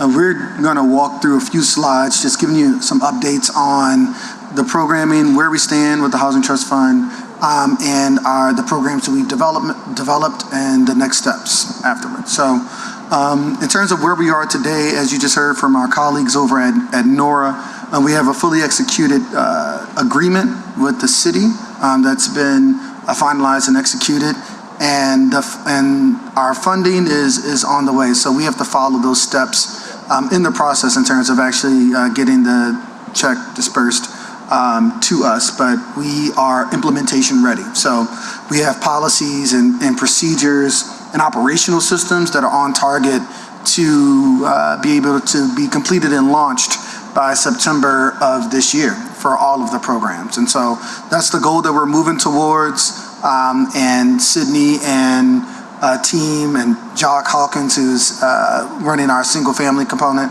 of the Housing Trust Fund programs, have been working diligently to get us to the point that we at now. So I'm going to hand it over to Sydney to walk through the programs and the next steps associated with them. Excellent. Thank you, Blake. And hello again. Thanks so much for the opportunity to give this really exciting update on where we are with our steps to implementation on these three programs that you see on the screen. So on the left are our two fortified loan programs, which are part of the flexible fortified program allocation from the last allocation year. So of $1 million, we have the re-up loan program, which we are retooling to issue 0% interest loans for homeowner occupied homes with 1 to 4 units. And we also are still open to seeing if there's a need for rental occupied loans and want to continue to coordinate with the city and Rebuilding Together on the piece that we spoke about earlier. See if there's room for us to fill a gap while the city is figuring out how to fund that. And on our legacy renovation loan, that is a forgivable second mortgage, specifically to ensure that new homes that people are purchasing and renovating have a new roof that are built to fortified standards. So both of those programs are consistent with the trust fund recommendations, allowing up to $25,000 per home to be lent to homeowners.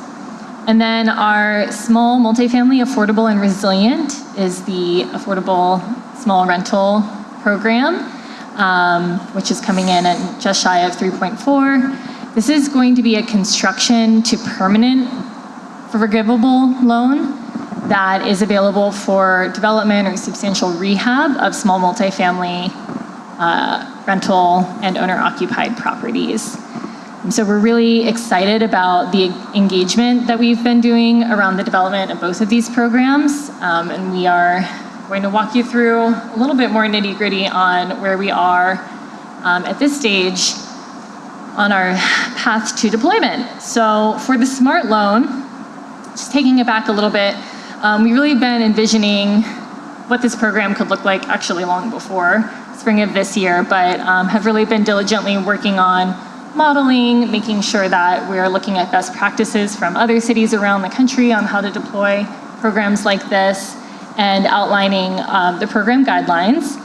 We brought those outlines to partners, both in the development community and lenders in June and early July, to just really check our blind spots. I really appreciated what Ms. Brenda said. We're endeavoring to make 100%. There are a lot of details in deploying really these two programs with the SMART loans.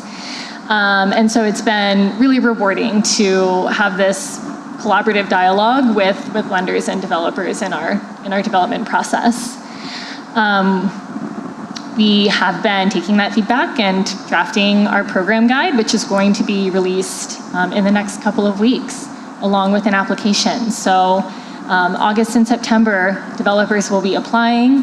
We will be scoring and selecting 6 to 10 awardees, depending on a number of variables. And we're setting really ambitious timelines for use of these funds. So that means that our expectation is that any awardee will be closing and breaking ground within 6 months, and then construction will be complete well within 12 months from then. So we're hopeful and excited to be targeting seeing units built and projects on the ground around this time next summer, if not sooner. And then on our flexible fortified programs, ReUp and Legacy.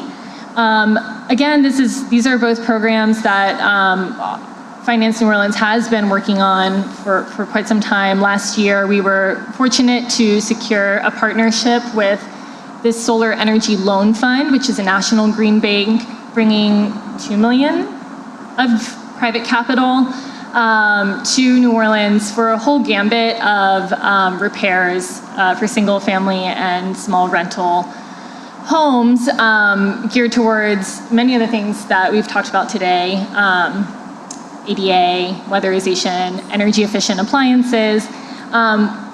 Similar, again, we're retooling that to focus on fortified, using the trust fund dollars to ensure that we can loan at 0%.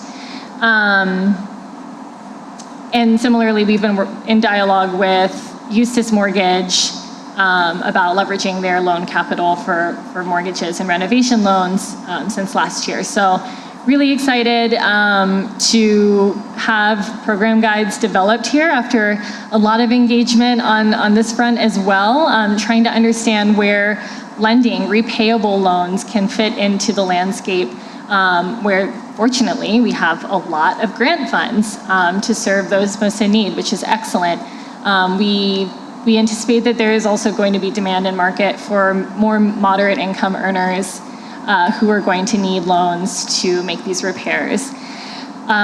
So we are working through, as Blake mentioned, putting the final pieces together for operationalizing these programs in September and October, and similarly we'll be looking to deploy funds by Q4 of this year. And so just on a similar note to where Nora wrapped up, we do have information available on our website with financenola.org/housing trust fund. This information is live today. This is also where we will be posting our applications for Smart Loan, and then you can learn more about the ReUp and Legacy programs through our website as well. And then as Ms. Brenda mentioned, we're hopeful to see this sort of landing page for both of our programs, as well as some of the admin and advisory committee updates launched in the next couple weeks as well. So that is all we have for now, unless anyone has questions or additional comments. Thank you. I have a question, but it's really short. When you talked about the Solar Energy Loan Fund, I don't want to confuse myself because I'm aware of the Energy Smart. Is that two different things? Yeah. Okay. Similar but different. $1 million for the ReUp and Legacy, are those, is that? The $1 million for ReUp and is that $1 million combined, and is it first come, first served, or how is it split? Yeah, that's a great question. I think we're kind of leaning towards first come, first serve at this point.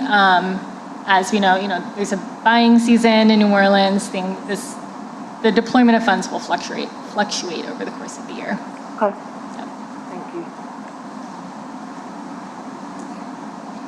Quick question on the your ReUp, where you're considering your lending to landlords, leasing to qualified tenants.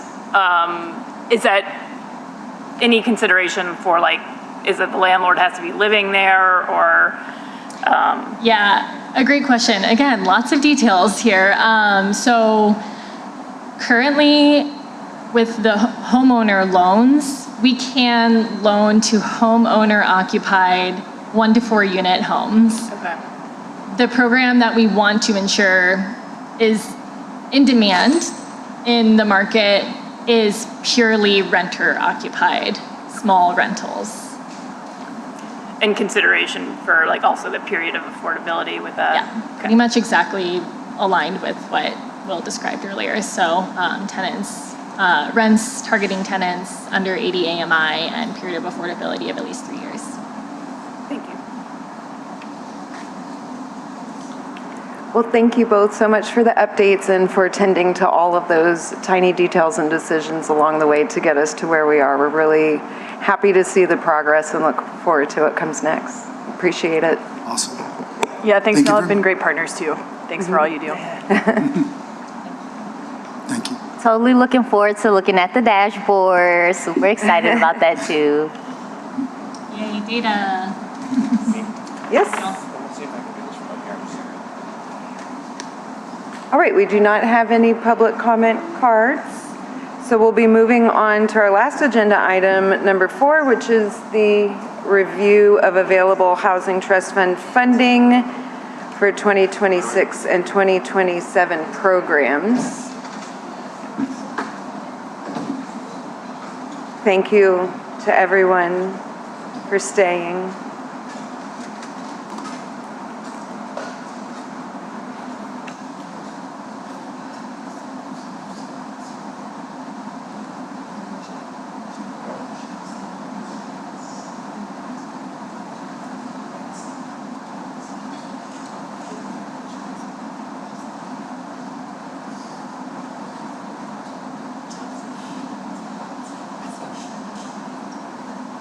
It's not working, so let me just grab my notes.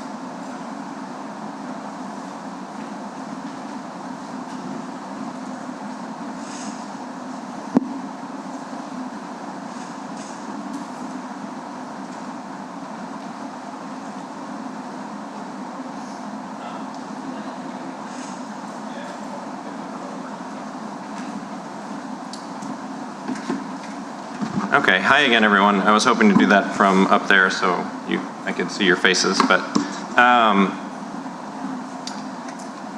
so we wanted to do this review. The goal of this item is to review our process for how we're making decisions about 2027 money and try and be as transparent as possible about what the constraints are and what our options are, and then most importantly, to create space to hear from you about your priorities for 2027. We mentioned in the last meeting that this meeting today is going to be focused on housing needs, and then our next meeting on August 26th is where we'll present a budget for 2027 and vote on it. So that vote is happening in August because the entire budget and Housing Trust Fund timeline has been moved up this year, in part to create more transparency and ensure things aren't so rushed at the end. But we also didn't, we didn't want to only talk about needs today and then show up with the budget at the next meeting without creating some space here to review what our options are and hear from y'all about what your priorities are. So that's the goal of this item here. And we welcome your comments. So what I'm going to try and do before we take those comments is outline what our choices look like and what's realistically possible for 2027 so that we're like all on the same page. And so that starts with our revenue scenarios for 2027. We don't have a revenue, like this is a total city revenue estimate for 2027 yet. The last revenue estimating conference, they expected we would have more revenue at the end of this year, 2026, than we initially expected by about 29 million, which is really good news, but the city's still finances are pretty touch and go for 2027. So this is what I did is I tried to model what it would look like in 3 different scenarios. The first is sort of our worst case scenario where revenue is $100 million less than it was this year. The next is $50 million less. And then the last scenario is if it stays the same as 2026. So you can see, revenue this year was about 800 million. So $50 million less would be 750, $100 million would be 700 million. And what that works out to here on the Housing Trust Fund total is either 14 million, 15 million, or 16 million. And then the program funds, which is the actual amount we get to spend, that's the part that's not dedicated to rainy day fund or admin, looks like about 12 million, 12.75, or 13.6. And so if you remember, this committee also passed a resolution recommending that the majority of the 2027 program funds be used to support about 360 units of affordable housing and multifamily rental developments. Those are the ones that Jeff gave us an update about earlier. They're close to the finish line, and the city already owes money to them. So the goal is to use some of that money to finally get them over the finish line. That amount is, and Jeff let us know that that amount is still in flux, but in previous conversations, we've talked about it being as much as $10.5 million. It could be less, depending on there being, other sources available, and Jeff talked about that: infrastructure, bond money, home funds, et cetera. But that decision about whether the city ultimately makes good on its promises to those developers is not ours as the advisory committee. It rests with the city council and the mayor.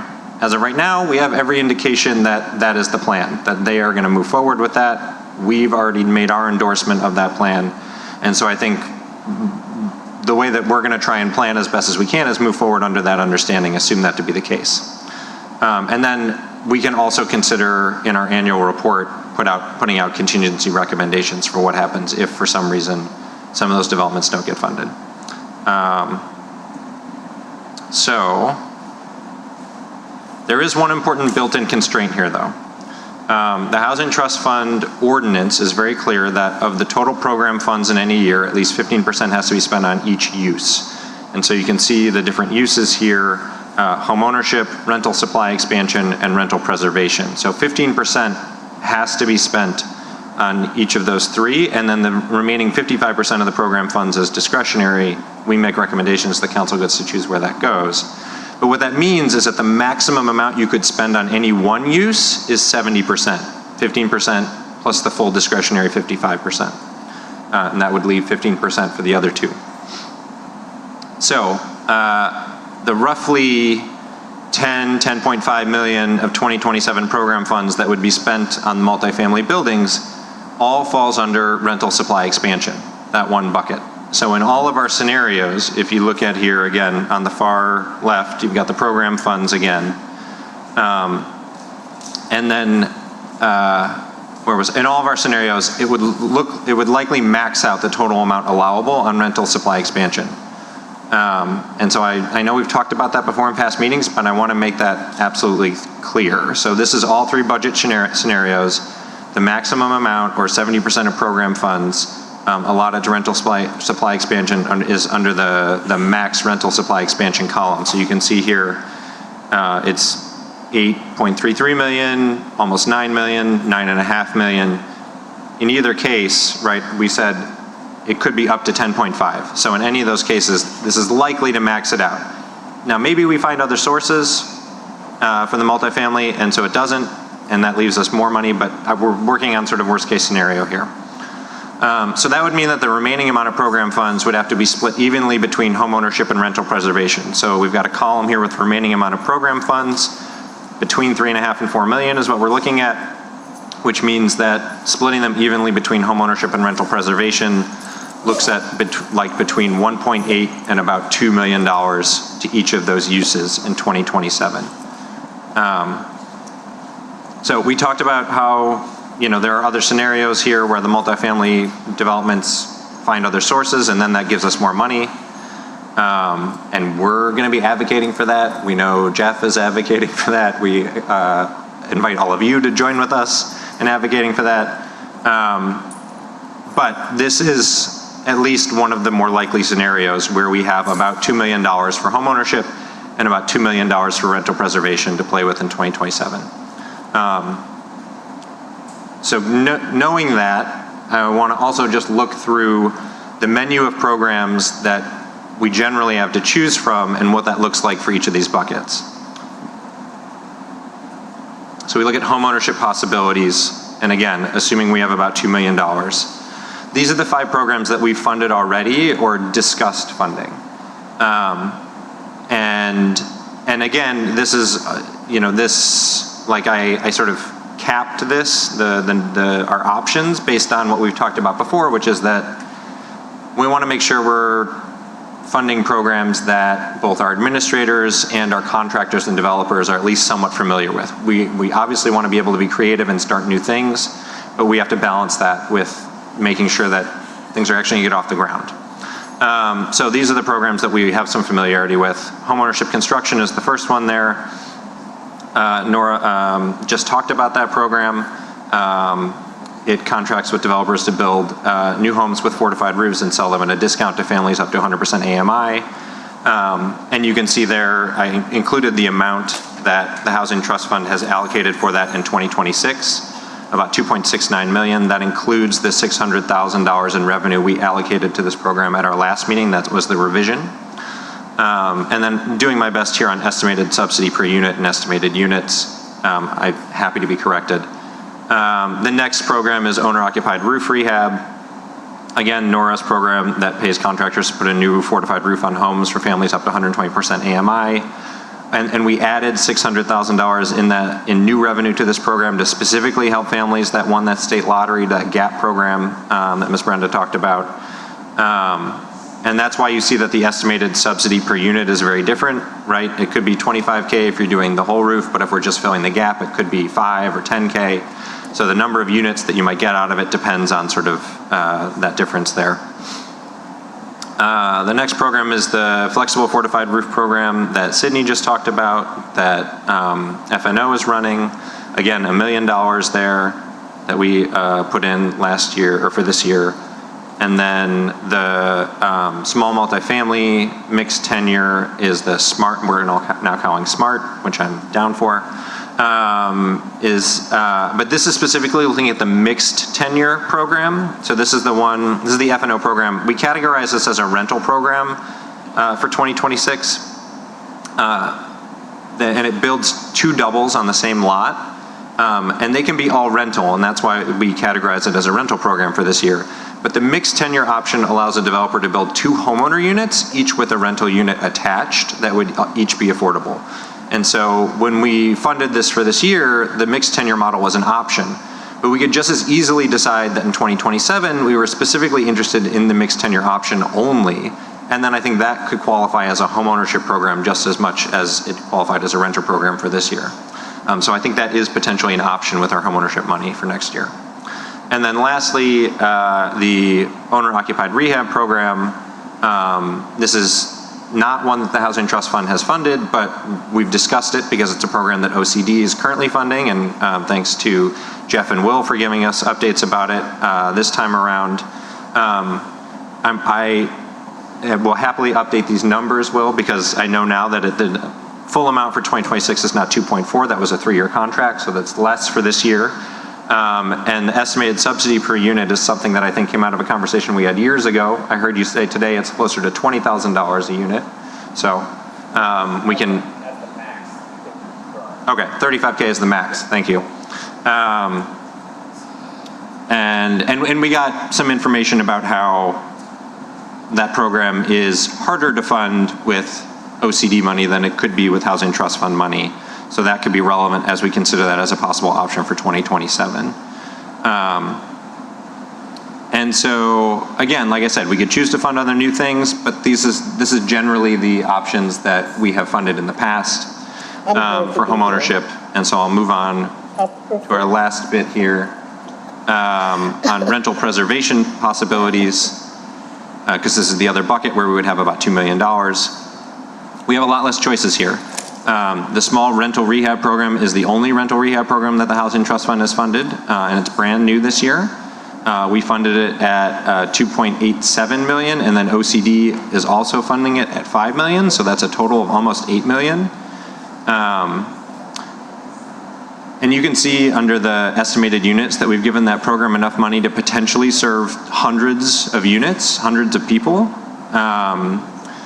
And so given the amount and that it's new and will likely be working out some kinks, I would be very surprised if it was able to distribute all of that funding in 1 year. I'm happy to be corrected. And then the only other rental preservation program that I know of that the city has funded is a large multifamily rental preservation program. So this is essentially helping older low-income housing tax credit projects recapitalize, do major repairs, and ensure affordability for another 30 years. In the past, OCD has used some HUD funding through the HOME program and allowed developers to apply for this use. The city has also used affordable housing bond dollars to do this in the past, and the plan that we endorsed with the multifamily developments would send about $6 million in affordable housing bonds to 2 different affordable developers to preserve their affordability. That includes $2 million to Gold Seal, which is 31 units, and $4 million to the Meridian, which is 72 units. So based on that small sample, that's roughly $6 million to do 103 units. That's about $50,000 per unit per subsidy, or subsidy per unit. So potentially that suggests that like the full $2 million in this bucket might be enough to offer 1 preservation award to a developer like this, if we were to go that route. And again, we could consider new programs that fit into this category, but we have to do that balancing of ensuring that our administrators know how to staff it and can get the money out of the door in a timely manner, and that we have developers and contractors with the experience to apply. The last option I'll mention is potentially allowing administrators some flexibility in moving some of the 2026 money we've already allocated to a different use if it seems like the program it was awarded to is moving slowly. So currently under the CEA, our administrators have 2 years to spend down all the 2026 money that they're being allocated. So let's say, so they're getting the money next week or two, they have until 2028 to spend down all of that money. But we could use our report this year to encourage an administrator that still has money left over after 1 year to move it to a program that might be oversubscribed. So we could, like as an example, if after 12 months, FNO's flexible fortified roof program was undersubscribed, but their small multifamily program was oversubscribed, we could include in our report a suggestion or a recommendation that they move any remaining money after a year to the small multifamily program. If that might be a way that we can sort of like finagle some other funding sources and other programs. Okay, so that's it. I'm gonna stop talking. We can get questions and comments. I just wanted to lay that possibilities out. Okay, I have a quick question. Is it in the policy already about the updates the way you explained it? And if it isn't, could we add it as like a 3-month or a 6 months into that 12-month, 2-year update? That way we're kind of like, what I'm saying is they have 2 years, and similar to Nora, there's an update that they're doing, but we understand it takes more time. But that way we're able to, we have that information and we're tracking it too. And yeah, that's my only question. That way when we look back, we can say, well, the 4 months, the quarters, the fiscals, it looks like that's all. No, yeah, Tasia, you're absolutely right. And that will be, so we are required to report quarterly to the council on that. So we'll be getting regular updates, yeah.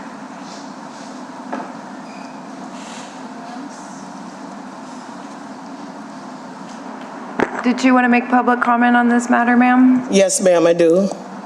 You can go ahead, and if you don't mind filling out a card when you're done. I didn't know which card to fill out. I didn't know if you all were even taking cards, so I just decided to come and stand up because I definitely feel like it was through God's great intervention that I'm before you today. My name is Kim Ford, and I purchased a property from Nora in the aftermath of Katrina because my neighbor did not come back with her disabled son. So I was able to benefit from Nora's community programming, the Lot Next Door program, all right?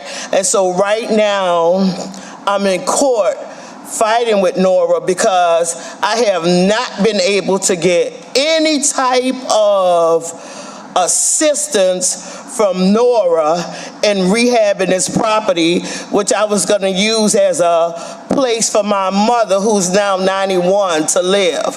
And all of those hopes and dreams, I was so excited that I was able to gather that property.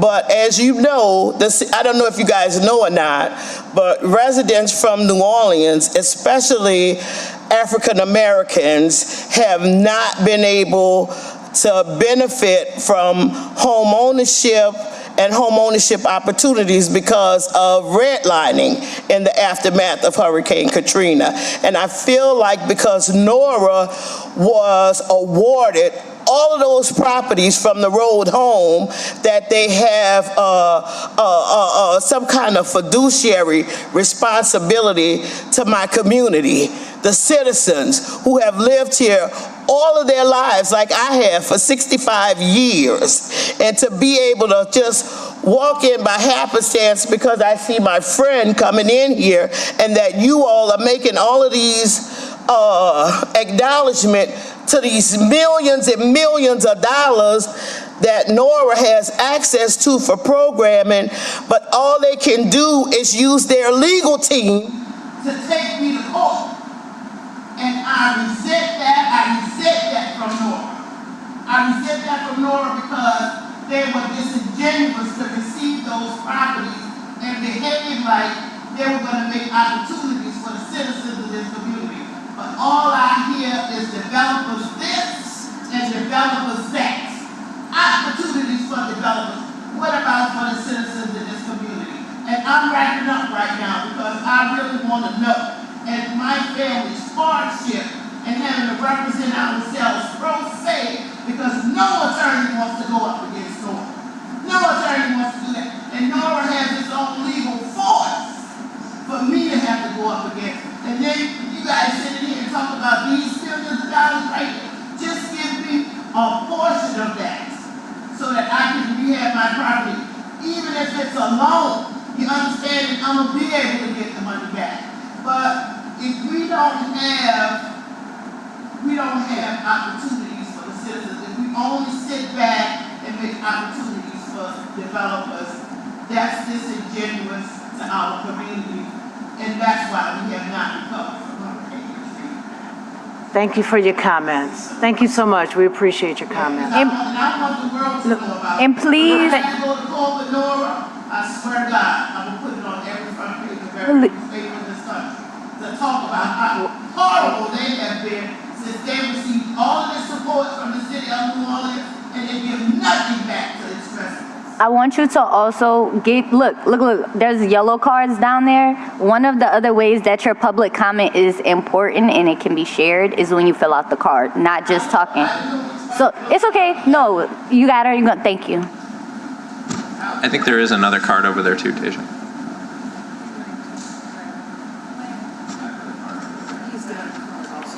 Oh. You can go ahead. William Stott, I'm the Executive Director of Rebuilding Together New Orleans. I have to leave right after this. I appreciate the work that you guys are doing. I think Maxwell framed the conversation. This is building from the last conversation where we said if we set aside this amount of money, we're going to have very few cards to play. The challenge that we have is that because the program implementation was lower, it's the easiest thing was whatever programs are working, fund those. And so I think speaking to that of, you guys have a hard decision to make of like, where are we going to allocate money next year when we don't know what's working this year? And so it's a lot of, it's guesswork and it's community feedback. It's not enviable and it's challenging. Wherever community organizations can be supportive in answering questions, like we don't have to wait for, and I know you guys aren't waiting for the data or the support. The owner-occupied rehab program is like the numbers that we were talking about and shared is our whole program, not specifically just the CDBG funded elements of those programs. So I just wanted to kind of put that caveat out there. And I also work with all of the nonprofit rebuilding organizations. We have a collaborative where we meet every month and talk about fortified roofing, what's working, what's not working, how we can bring in other resources that are not just HTF, that are state dollars. And so, happy to continue to work with this body and appreciate the work you're doing to support homeowners. Thanks, y'all. Thank you. Mr. Colin Felsman, please. Mr. Colin Felsman, People's Housing Plus. Just building on what Will said, I think there's so many promising programs and so many people ready to do this work that the best way to think about the $2027 is to look at which programs are oversubscribed. When we have applications coming out for HEROES relatively soon and for SMART, that's the kind of work that People's Housing Plus does. We'll see if there's a real oversubscription for SMART programs, then maybe there is a chance to reallocate some of those dollars. We're very excited about the mixed tenure piece, and we think there's a lot of opportunity there. We're going to be applying for a number of those for SMART, and we have a whole bunch that we'd love to do in 2027 if the funding was available. We also obviously do a lot of single family work and would be excited about that. And I think Will mentioned the roof programming. There's no shortage of roofs we could put on this. So I just think demand is going to outstrip the dollars that are available. You have tough choices and appreciate how you're making them. So thanks. Thank you. Did you want to make another comment, ma'am? And I have the statistics. New Orleans is leading the country with the number of women buying houses in our city, so affordable housing is definitely a demand here. And I will give you a copy so you can see it for yourself. Okay, great. Thank you so much. And then I had a card for Mr. Eugene Bell or Beth. I think he may have left. Ben? I think he left. Did he write what his comment was? Can I make a? How can OCD partner with small developers under the new administration? Thanks for your patience there. We'll follow up with OCD on that one. So what do we do? All we have left is adjournment. Do we have any final Yeah, I just want to say, Maxwell, thank you, Maxwell, again. You know, this great work in helping frame this for us. In some respects, this is not going to come out the way I intended to come out. In some respects, I think it's easier for us to make decisions for next year because of the limited amount of funds that we have. We kind of only have to allocate $4 million instead of the $13 million like we had to take on that test. So I think in some ways it buys us time over the course of the year, so that really what I'm hopeful that we're doing is planning for 2028, so that, you know, with $4 million to allocate for next year and really taking the time, that'll give us this 18 months or whatever in a bigger planning process, so that when we gear up, and we'll certainly have more information about programs and what's working and what's not working from our administrative partners, and also hearing more from the community. So, but thank you, and you know, and I would I don't know that we formally asked yet, or if it's implied that we asked, but I want to be explicit to Nora, FNO, and any of our other partners that let's get data on your subscription rates, like what do you already have in the pipeline before we come back in August, so that we're ready to make some decisions and not have to receive that feedback and make a decision, you know, in real time about it. So if we can, we'll send out a formal request to you all to get as much of that information as we can in the next couple of weeks. Our meeting is in about 5 weeks, so we hope we can get some information for you in the next 2 to 3 weeks, so that we'll have time to process it and see where we are, and put some more meat on the bones that Maxwell has provided for us. I mean, yeah, I think that's really important. I also, I want us to be realistic about it, because I was tracking and writing down when Nora and FNO were talking about their applications being open and closing, and a lot of them were dates in September and October, and we have to make this decision by August 26th. Yeah. So we are largely not going to have access to that data, and that's just, I mean, that's a factor of what this looks like. I think what you said, the piece that I really pulled out there, Ellen, is that like that data is going to make a big difference for 2028. Yeah. In 2027, we're going to do our best. Yep. I want to say thank you again to Maxwell, to the idea that the way he's broken this down. What I want to say is that we want things to already be done and perfect and set, but we're understanding, and I'm acknowledging the developers and the renters and everyone in this room who is on a fixed income, who is trying and partnering, that this is a process. And for my example earlier about the boot, the city cameras has switched over. So now an OPD has taken it. So where before I would call and say, hey, so-and-so, now I have to go through these different avenues because someone else has picked it up, and that takes time. So I'm so grateful for all of you to continue to show up, advocate for yourself, for the people, the programs that you're in and that you're doing, because all of this, to that point, is going to make the best perfectness that we can do. Thank you. That's all I got. Anyone else? I want to be able to send you all some communication so that I need to get your information so that I can be able to put it in writing and be able to be aware of what you all are doing, because I will be watching and monitoring and inviting my community to be a part of it as well. Yes, ma'am. Yeah, I'll just lastly Sign say up that. on the Housing Trust Fund website to sign up to receive notices about all of the activities. And there's a standing feedback form on there that is available regardless of whether we have a meeting on the calendar or not. You can always send us something, including like PDFs and documents. Thank you. Can I just want to give a quick shout out to Council Central staff who's done all of the planning, scheduling, and uploading documents for these meetings. Kennedy, Anita, and Nathan, we couldn't logistically make this happen without them, and they've been very generous because this is not necessarily in their realm of work, and so really appreciate them. Yes, and sometimes at the last minute too. We really appreciate them. We appreciate their attention to our very last minute requests, of course. We have a motion. Can I add one more thing? I really apologize. There was a comment earlier about the IT department that is doing some of the dashboard conversation. And if it's at all possible that we have a community voice or someone from the housing, that would be great. Okay. Thank you. Yep. So we have a motion to adjourn. I'll second. All in favor say aye. Aye. Thanks, everybody.